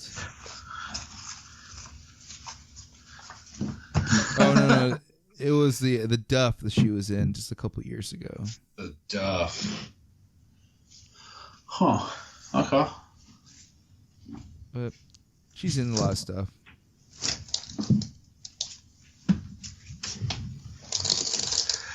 So Jeff Goldblum is drunk now. Best time to get drunk when there's aliens. Yeah, I mean, when you are critical to the whole procedure, why not just get wasted? So you have nothing to bring to the table. You still got your health. I mean, but then they kind of use this like the drunken genius is how most things can be discovered, is when something accidentally comes up while you're drunk, or just randomly doing something that you weren't trying to get to that original destination. Yeah. It's like, oh, why didn't I think of this before?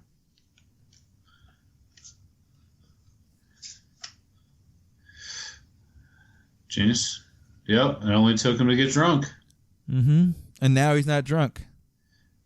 And this guy's just napping. He's like, I don't give a fuck, there's aliens. Yeah. It's like, man, we're about to die. I gotta take a nap.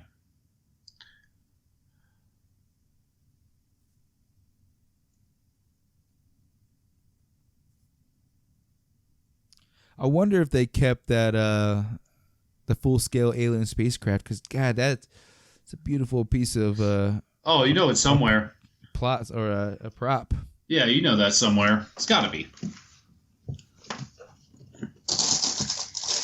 So the movie itself features over 3,978 F-18 Hornets, 52,278 pieces of debris, and 3,900 alien attackers, 1,500 missiles, and 22,000 light balls. So the special effects team was very busy for this movie. Wow, that's a lot.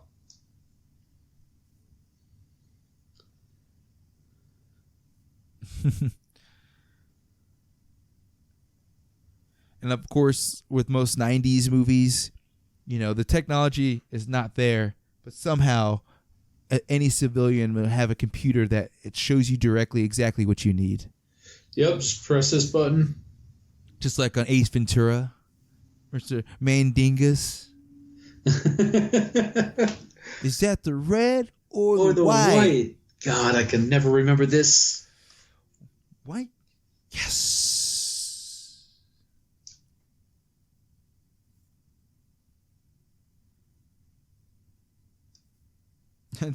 This was always a weird plot device. Even as a kid, I was like, they're going to inflict a virus into the mothership? Yeah. Well, yeah, just thinking of the times again, 96, dude, none of us had computers. We barely had the floppy disk, so we didn't know what a computer virus was. Exactly, but yeah, they could now get we're away with it. Very fucking familiar. So you can understand how it could take down an alien ship because they're just crazy.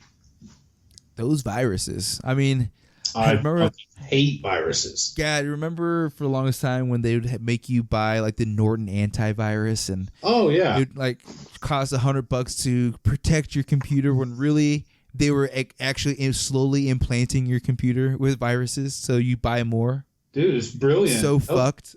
It is. Because I remember like that was like kind of was getting out of high school. That was like the big thing. It's like the McAfee or the Norton antivirus. He's like, this shit is just ruining our computers.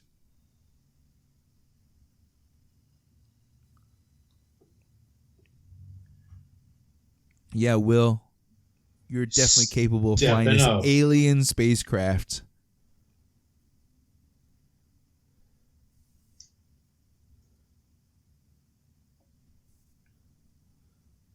Oh, here goes Goldblum doing his thing. Yep. Well, it flies. Yeah, that guy's just being a hater. He is like, straight hating. You got fucking better playing, dude? We got to do something. It's like this guy was premature celebrating earlier, and now he thinks he knows if this thing can fly.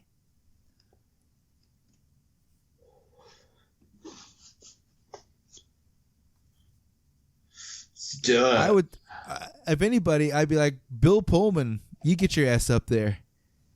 You're a pilot too. It should have been Bill Pullman and Jeff Goldblum. And I feel Bill Pullman could have gave Will Smith at least a hug. Like, he's going on a mission, true. you know? They have almost no interaction. And he brought his fucking wife back. Yeah. That's true. He deserved more.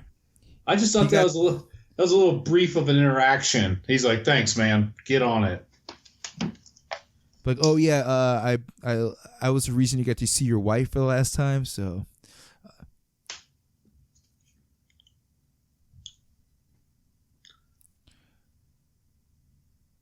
see, he should have knocked him out here instead of the little like push into the computer. This is the classic. You get your comeuppance, so you get the one swing knockout or the uppercut. Ooh, the uppercut's always solid. Give him a little Hadouken. He's just dead.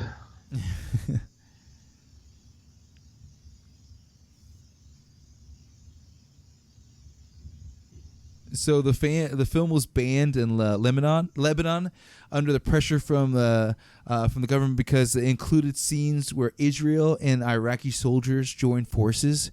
So in the montage where these militaries around the world are signing on to the U.S. plan to counterattack the alien forces. So for the last few decades, Lebanon, officially boycotts any form of entertainment that features Israelis. God, some of those countries just can't get over shit. They're so petty. It's just like, get over it. And all they did was just barely show the Israeli flag and barely show the Iraqi flag. And they're like, nope, can't have it. Nope, can't have it. Anarchy!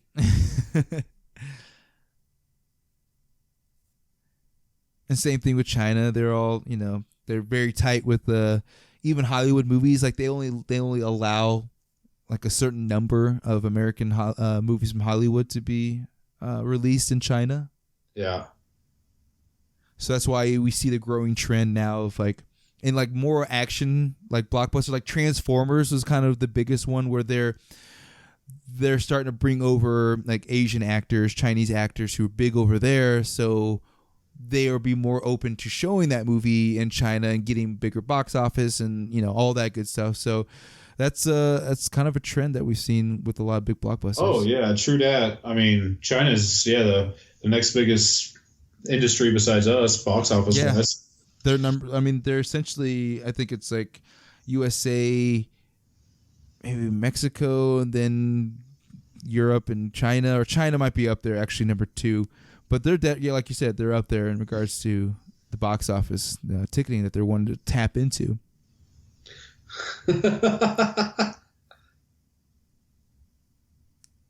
Keep coming. Keep coming.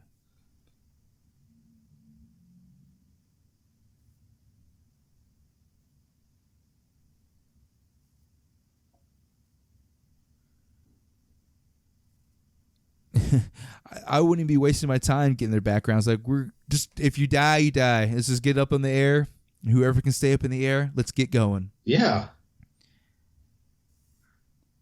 Or instead of going individually to each person, just be like, who's flown? Raise your hand. Who can operate probably one of these jets? Raise your hand. None of this one-on-one. But of course they have to have it so they can point out Randy Quaid being the weirdo in the whole group. Just since I was abducted, I've been wanting some payback, so thank you. So, don't think that I'm going to take this personal, but it's personal. Oh, look at Robert Loggia. He had time for an outfit change. Oh, yeah.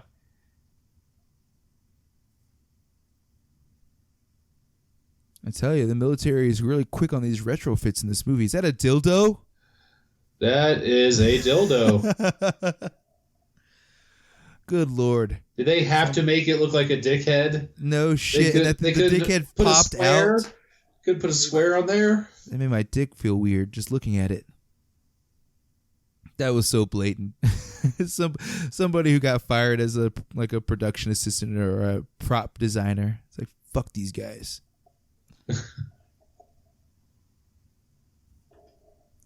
Yeah, Jeff. Did you ever see The Fly or like any of his like earlier movies? Yeah. I haven't seen The Fly in forever, but I definitely watched it back in the day. It was a weird movie. But it's good. It definitely is. No, I didn't see too much. Like, I was definitely introduced to Jeff Goldblum through Jurassic Park. Yeah, I knew he had been in stuff before, but I didn't watch it, kind of a thing. I knew he was in The Fly, but I didn't see it. I think I definitely saw Jurassic Park first because that was when we were 8, 9. Yeah, I mean, 93, yeah. 93, yeah. I remember watching The Fly. I think maybe middle school, high school, just because I heard it was weird. And kind of ever since Jurassic Park, he's taken on a lot of different roles, but he's in a lot of the Anderson movies. I can't remember. I'm spacing on that name too, but here we go.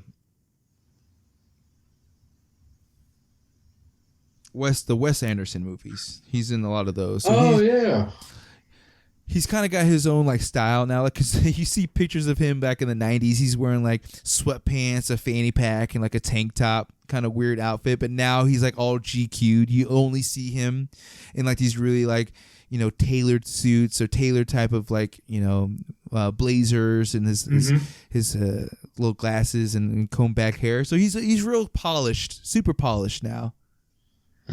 But I mean, shit, after being in the industry for God knows how long, you got that money, you'd be looking good after a while too. Some polished up to you, a little polishing. Hell yeah! All right, this is the moment we've all been waiting for, the president's speech. It's so good. And there have been multiple people I've ran into who know this speech like front to back. Yeah, dude. And I just read this too. I didn't know, but it was filmed on August 6, 1995 in front of an old airplane hangar that once housed the Enola Gay, the airplane that dropped the atomic bomb on Hiroshima exactly 50 years ago on August 6, 1945. That's fucking cool. That's pretty solid. It is. Was it? I wonder if it was still there, or where they have that? No, I think that's at World War II museum. Okay.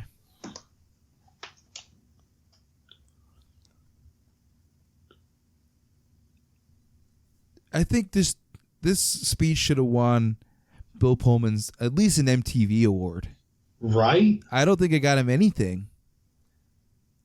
Like this speech, like even though it is in this kind of hokey blockbuster type movie, it still brings the feels. Like every time I watch this, like I get even more patriotic, and I'm backing Bill Pullman. Damn right.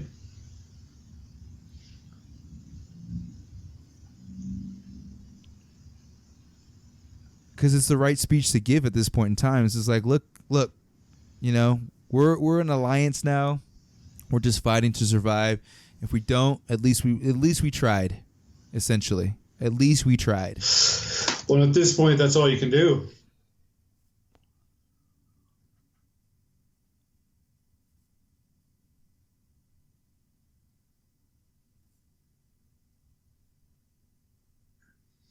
That's right, ladies and gentlemen. Today, we celebrate our Independence Day.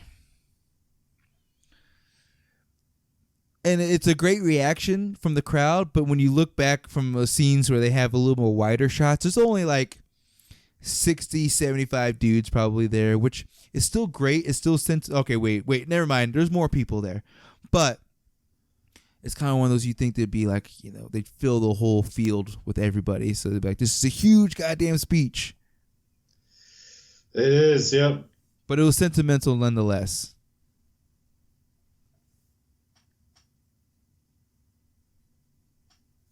Shit, if I were Robert Loggia, I'd be like, I'm suiting up too. Let's fucking do this. Here's a joystick. Here's how you take off. Yep. He's like, nah, I gotta go change my outfit one more time and go down into the room. I'll be at headquarters. Yep.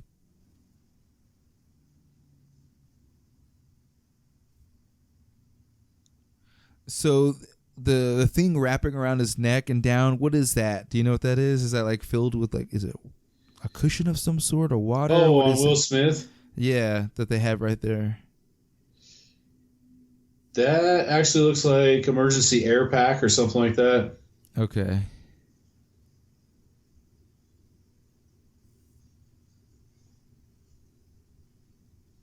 Just in case.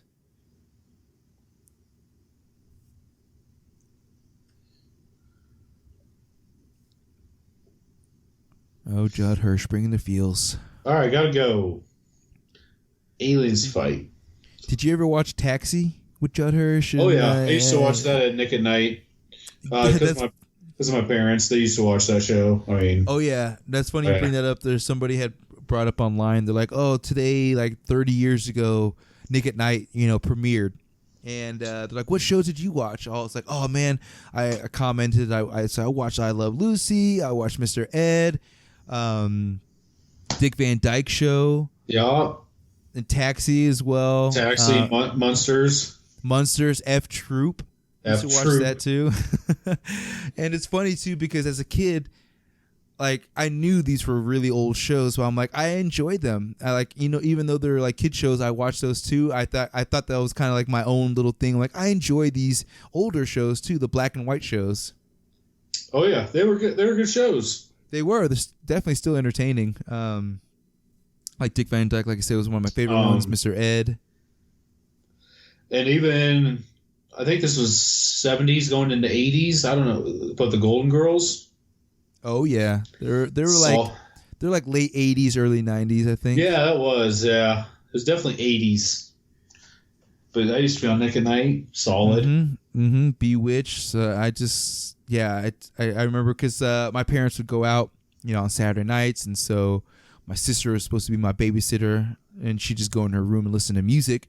So I'd just be on the living room watching Nick at Night for like, you know, because it was on from like after Snick ended like at 9 or something like that, 9 or 9:30, and then Nick at Night came on from like 9 to like midnight. Yeah, so I was set.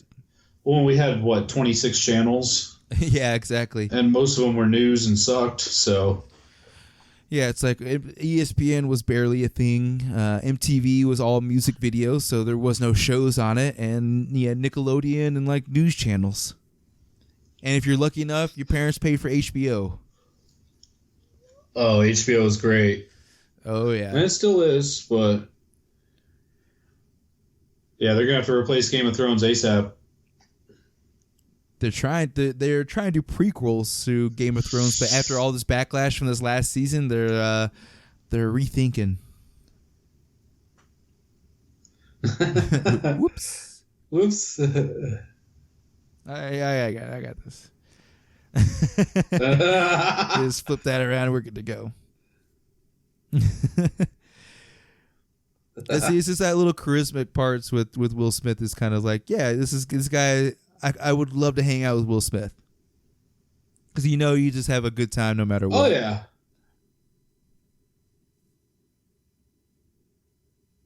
You got one, bro.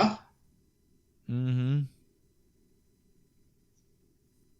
I wonder at what point we're gonna have a jet or an aircraft that you can just take off and just go straight into space. I don't know.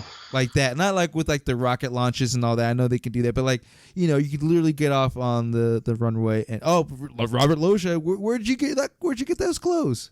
But yeah, I just wonder if we'll get that in our lifetime where you just take off and because they're looking to do those commercial, flights to like the moon or whatever, through the Virgin Air or whatever.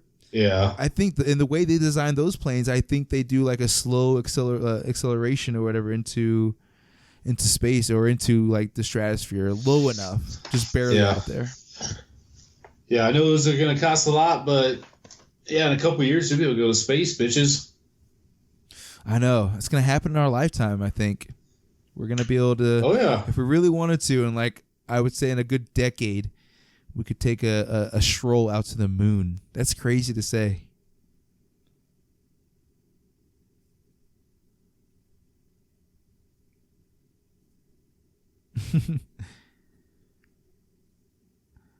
Oops. Now you would think though the mothership would be a little curious as to why one lone spaceship is coming back. After they sent millions down there. Yeah, there's a couple red flags. It's like, can't they tell it's like, hasn't been in for 50 years, and can't they tell it's two humans in there? But it's an old code, but it checks out. Yeah, we're gonna let it ride. Yeah, they're essentially like the guy who let the in Star Wars who let the rescue pod go. He's like, there's no sign of life. No need to check it out. No need to check it out. And then, of course, like when they get in there, their only camouflage is to close the blinders on the spaceship. I was like you said, like they can't detect inside with who's in there. Oh, about to get creepy.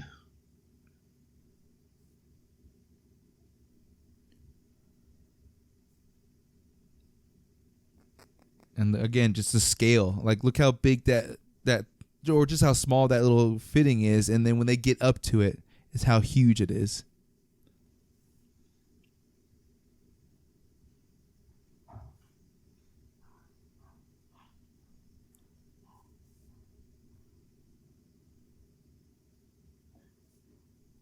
All right. And of course, okay, so no need for air or a spacesuit of any sort as well? No, I guess not at this point. It was like, nah, man, it's going to cover my face. We can't be doing that.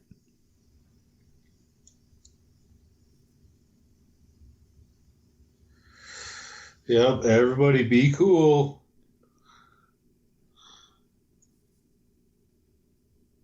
So they have their own civilizations within the ship, which is pretty cool. I wish they would explore that a little bit more.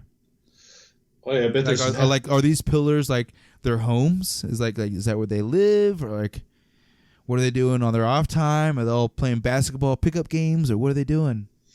Yeah, maybe there's some nightclubs in there. I mean, yeah, never know.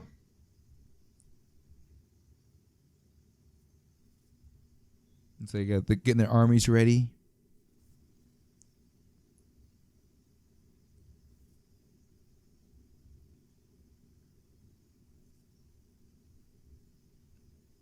But they've already done the invasion. Now they're just cleaning up, I guess.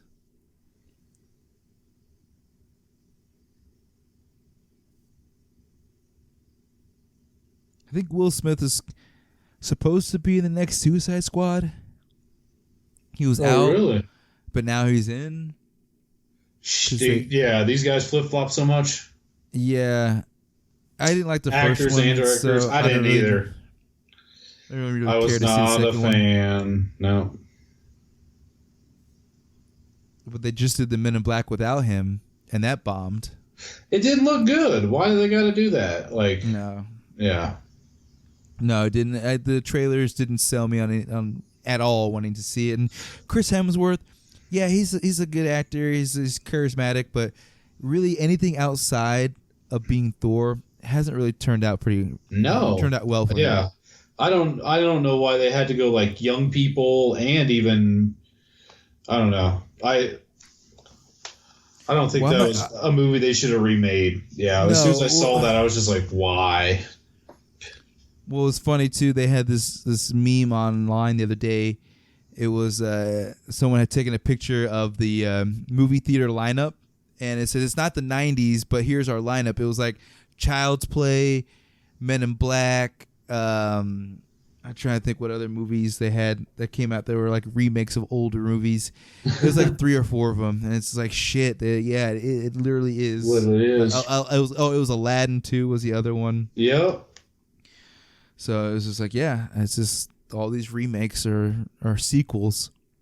A little too late.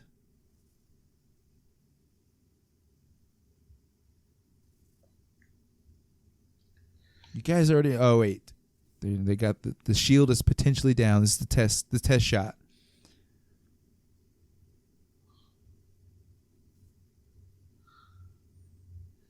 Come on. Oh, this guy's flying with shades on. I like it. He's like, I wear the aviators while flying.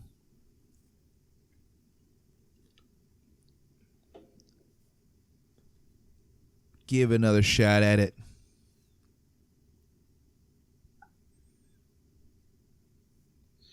It's like, I strongly recommend you shut the hell up. You're in the back seat. Yeah. Kaboom. Miguel, what are you doing down there?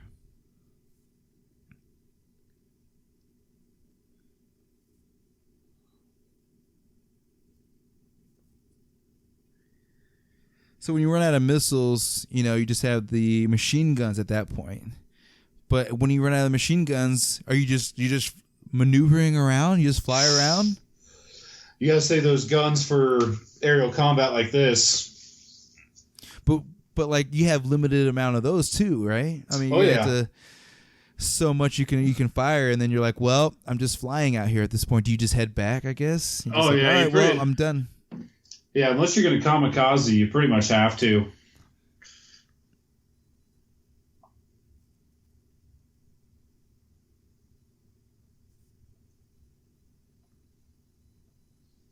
What's up? It's stuck. Well, they're causing lots of commotion. This alien receptionist is not having it. Right? She's like on her break right now, and she's like, what the fuck are they doing? She's like, I'm trying to get through season 3 of The Office. These fucks.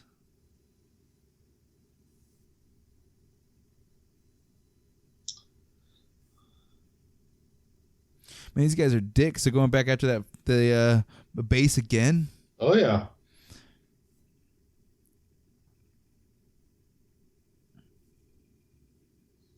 Easy targets. Like shooting fish in a barrel. I like how he closes the elevator even though it's just closing. It's like, you're not helping. I got this, guys. He's like, hey, bro, I forgot something on Earth. Could you let me go? Left my wallet down there. Yeah, dude. You know how it is.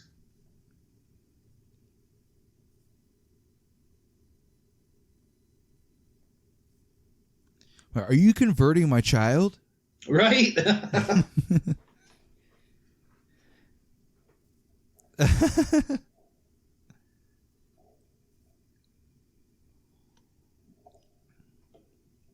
He's like, nah, boo. I'm cool. I got you. We're good to go. So once they've like realized that they can start making contacts, with the big ships, you got to fly in another set of people who are just going to focus on just hitting those now that they have the aerial combat going. Yeah. But they pretty much sent out everybody they have, so I guess they're fucked either way.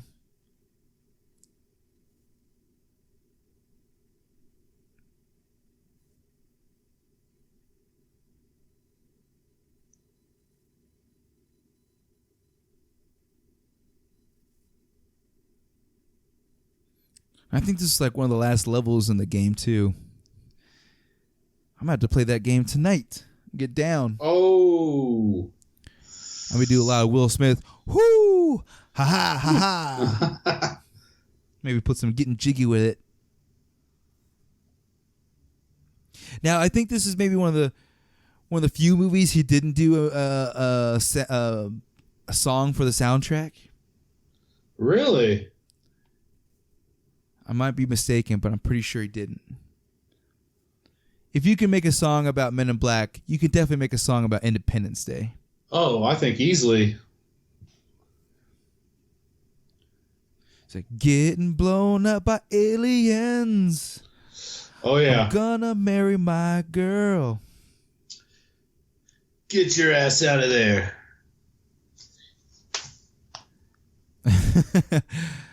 Good old Randy. Sorry, Mr. President. Got a little hung up back there.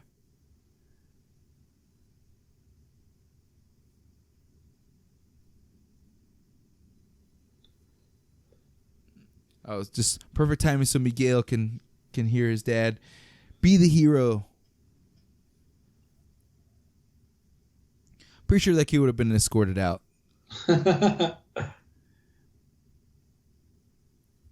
Here we go. Now you gotta bust out the machine guns.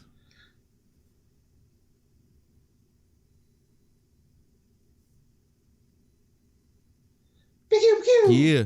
Gia. Taking out alien spaceships. Oh, yeah. He's got to make some maneuvers because... Oh, here we go. Yeah, there's a fuck ton of them.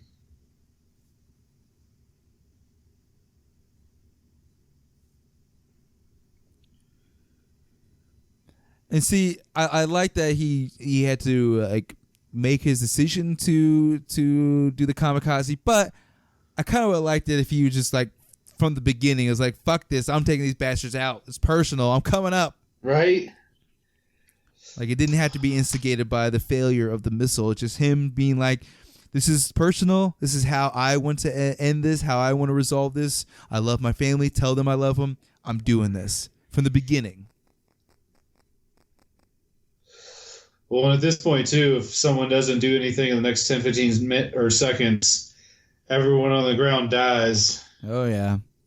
So He'll be written in history books. Up yours!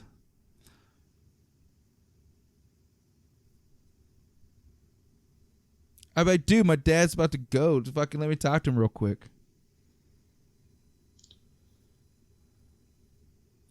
Uh-oh. You got this, Randy.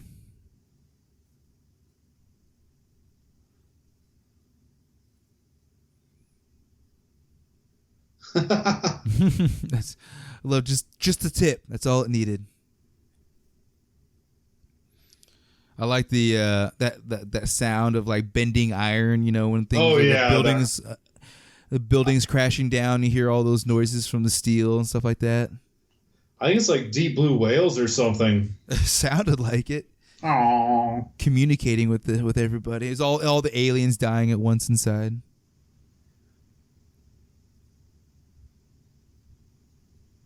It's like you had to penetrate their tip. Penetrate their tip. And send that out to the Russians. They're like, we must penetrate the tip. That was more Latin America.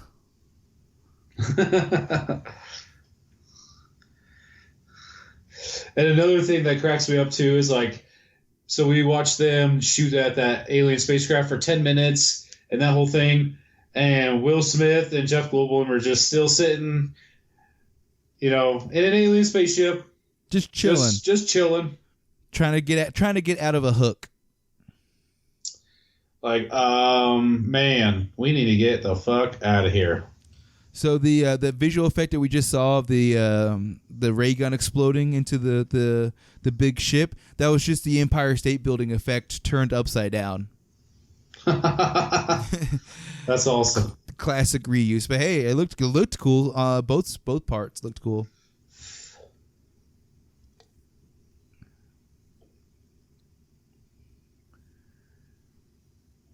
So here, in just a few minutes, we're gonna hear a line from Jeff Goldblum that we've heard before in Jurassic Park, and you'll definitely recognize it when you hear it. But we'll point it out. But I think we made it obvious earlier. But if we didn't make it obvious enough, the whole parallel with inserting the virus to the aliens is goes back to War of the Worlds, because that's how they were taken down. The bacteria and the viruses from human life is what takes down the aliens in World of Worlds, and that's what it takes down. It essentially will take down the aliens here in Independence Day. It's a nice little callback, I guess, to that. Yeah, that is pretty crazy. A virus and a virus. Of course, the different viruses, those were more, bacteria, and these are a computer virus, which they use a good old Windows 95, which was already tainted with viruses back in the day. I used to be all pissed off whenever you go to a website and get a virus, because you're like, do you want me to come back to your website? Why do you want me? Why would you allow viruses to go on your website? On your site, yeah, to the old porn sites or whatever weird site you go to, and it inflict viruses. It's why would you even do that? Do you want me to come back? Not a chance.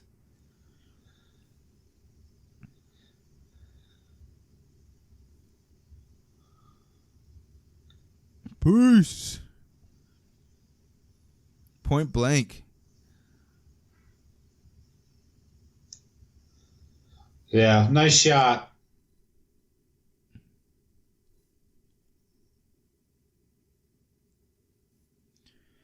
I ain't heard no fat lady.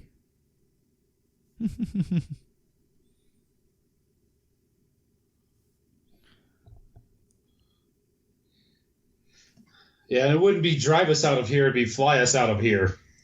Goldblum. Genius, Jeff. Yeah, see, they're shooting alien apartments now. Some guy was probably getting it on with his alien wife and just got shot up. All right, here we go. It's coming up. The countdown. It's the final countdown. There it is.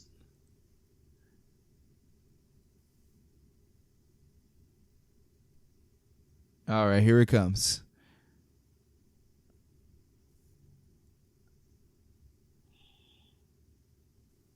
Is that closing? Must go faster. Must go faster. That's the line from Jurassic Park. Oh yeah, from the Jeep. Mm-hmm.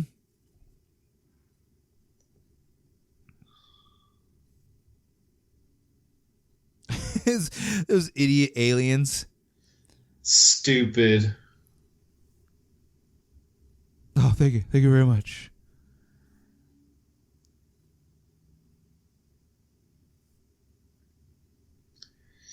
Oh, yeah. He's just going over to check out the bomb. Look, what is this thing? That's a pretty sweet effect. That is. That's a big explosion. But honestly, it had to be a chain reaction, because that thing is 340 miles, and a nuclear bomb covers what? You say 50-mile radius, maybe? I mean, yeah. The initial blast is only a few miles. And then the effects of the radiation and all that stuff goes out for a while. Yeah, what do you do with that giant spacecraft now? That'd take forever to take apart. For real. It's just there. Well, in the sequels, they just are abandoned, and they're just there. They leave them, of course. And people go explore them. They kind of find out the ins and outs of them.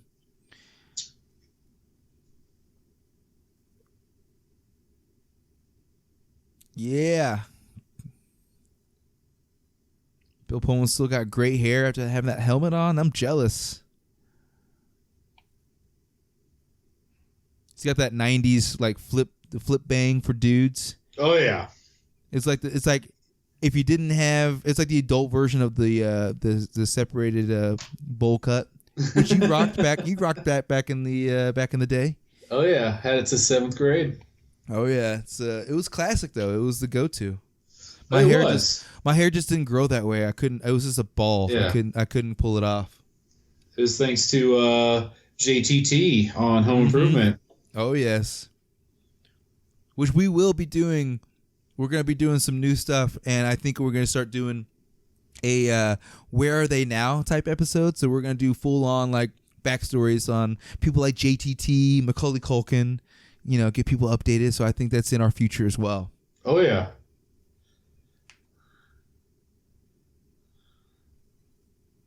How many cigars these guys got?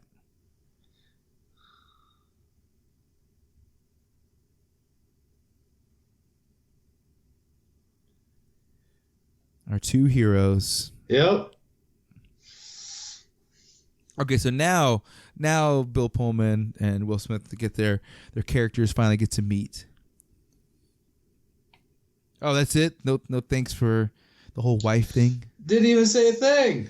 Not even nod or like, nothing.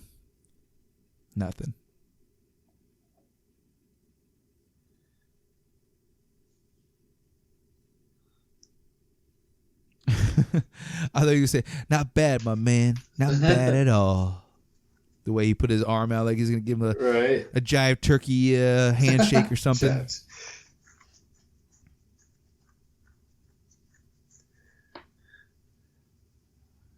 Hey, you can have a victory cigar. Mm-hmm. Not like that old white guy who was premature celebrating. He was having a cigar like as they were firing that nuke. He's like, oh yeah, this is definitely happening.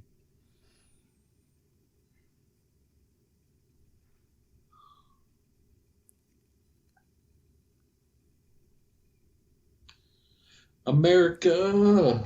Fuck yeah. I know it was either between this or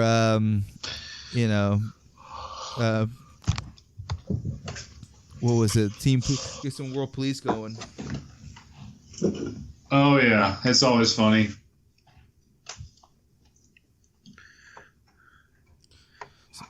All right. Well, that was Independence Day. We rocked it. We made it. You made it, everybody. Fabulous. Yeah, it still holds up. A lot of the effects, a lot of like I said, the story's a little thin, but it's Roland Emmerich. We're here for the spectacle, and we got it.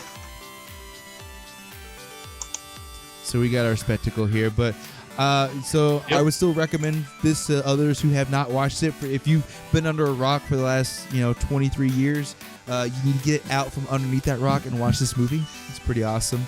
But if you're on this, if you're in this episode, you're watching it. But yeah, man, like I said, Independence Day. Hope everyone's enjoying their day. Get some fireworks going, get some hot dogs, as much of America independence as you can celebrate. So we appreciate everyone tuning in. But yeah, Dylan, would you again recommend this for all those others who have not seen this to watch it? Oh yeah. Well, I just gotta say, if you haven't seen it, just shame on you. Yeah, shame. Very un-American. Very. Yeah, so if you have not seen it, authenticate yourself by becoming an official American today by watching Independence Day. So, well, that was everything we wanted to get into for this episode. So thanks everyone for tuning into this episode. Subscribe and rate the show on all podcast apps such as Spotify, iTunes, iHeartRadio, and Infirmary Media Podcast Network. Also follow us on Facebook, at Twitter, and Instagram at Be Kind Rewind Pod for all of your nostalgic needs. So thanks, and be excellent to each other.